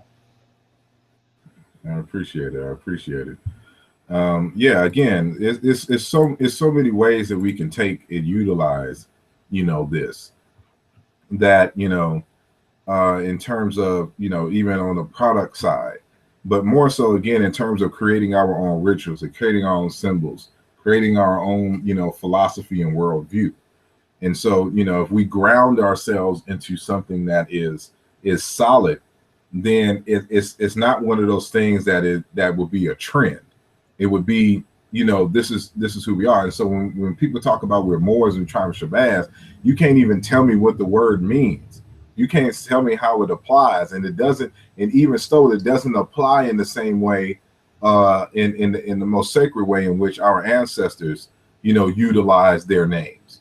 Right. And so that's why I cited in the beginning that, you know, everyone that I cited, they're talking about their names, you know, encompass their vision, but it also related to the cosmos, you know, their ancestral vision and things of this nature, spoke to who they were and what they expected to be. And so that's why in Kala I took such painstaking, you know, time, you know, and effort, you know, to make sure that all of these criteria are met, you know, utilizing the same type of principles. So we're in alignment with what our ancestors were doing, but we're also at the same time doing something different. And, you know, that is unique to us. And I think unknowingly, I think that the point could be made for the usage of the word black. I know you kind of said that earlier, that Yeah. you know, this widespread usage of the word black, no one is using the word black to literally describe their skin color, as in the Crayola crayon color, you know, that pitch black color. So, you know, I find it strange for people to make an argument out of that when no one's even using it in that sense. And even the word black, it means dark. Like you said, it's a range of different hues from light brown on to a very dark color in terms of color. But I think the word black latched on nationally because of everything that you were talking about, because it unknowingly it does encompass so many other aspects as we did ancestrally, you know. Exactly. And this is how people even try to explain it. They say, you know, black, you know, we come from the cosmic dust, you know, black dark matter. You know, people try to explain it, but in their attempts to explain it, they're really talking about everything that you're talking about, all those different points that we encompassed in naming ourselves. So black is used in that sense. It's just that people, I don't know where I'm getting that from. How do I stop that? I guess it's gonna stop on its own. But yeah, so you know, I think that's why black, you know, took on and held so fast in the way people use it today. And I do understand the political or the legal aspect or the legal definition of black, and I think that's where the argument should stay for those people who are arguing it, you know. And that's a whole totally different conversation, you know. Yeah. But I think people are mixing it. Even with that, you know, again, that's why I stress agency. You know, every single time a Moor tries to make an argument about black, they're talking about some kind of legal jargon that Europeans came up with. They can never cite an actual Moorish legal definition, like from their own language, from their own script, or doing anything to this nature. Everything leads back to the white man in terms of what is legal or what is not. And what we're saying, what I'm saying here, and what the African Center community is saying, is that we have agency. We don't have to depend on, we can be who we are, even if it don't agree with the white man's legal black dictionary. And so for us, we're doing something different. You know, we don't base our who we are, you know, on, you know, European ideas of self. And so this is what we're getting back to. And so it just so happens that they used a word to describe us that the ancient Egyptians and the other Africans utilized in various different manners, not knowing that it was an African word. Right. And so the root of the word and its suffixes, you know, were utilized in an array of different things. And I could, you know, I could do a 6-7 hour lecture, you know, saying on the ways that these roots are being used, you know, to Siba being a teacher, being wise, you know, to Kala being love and mourn and stuff to this nature. You know, again, you can teach, you can build a school off of Bakala, you know, or at least a branch. Well, you can at least do 2 branches, one in terms, 3 actually, one in terms of history, one in terms of sociology, and one in terms of the sciences. So we can get into physics, astrophysics, we can get into biology, you know, all of that is. And so one of the things I didn't mention is that, you know, the other thing about African tradition is that they are able to utilize 1 or 2 narratives in terms of myth and use that same story to teach throughout a person's lifetime. Because there's different layers, you know, of understanding to a central concept. And so it really worked its way backwards into the grand narrative in the sciences and then explained simply in terms of myth. And so when you're looking at the Dagon story, for example, these are stories that they teach children. But the older you get, the more initiations you have, the deeper and deeper they get into it, and the more you realize it's nothing but science. And so for us, we can utilize our identity in the same fashion. We can create myths and narratives that we teach our babies, that when they get into these upper level courses, you know, they can get some more knowledge about themselves, and they'll always lead back to an understanding of who they are as individuals and who we are as a community in our history.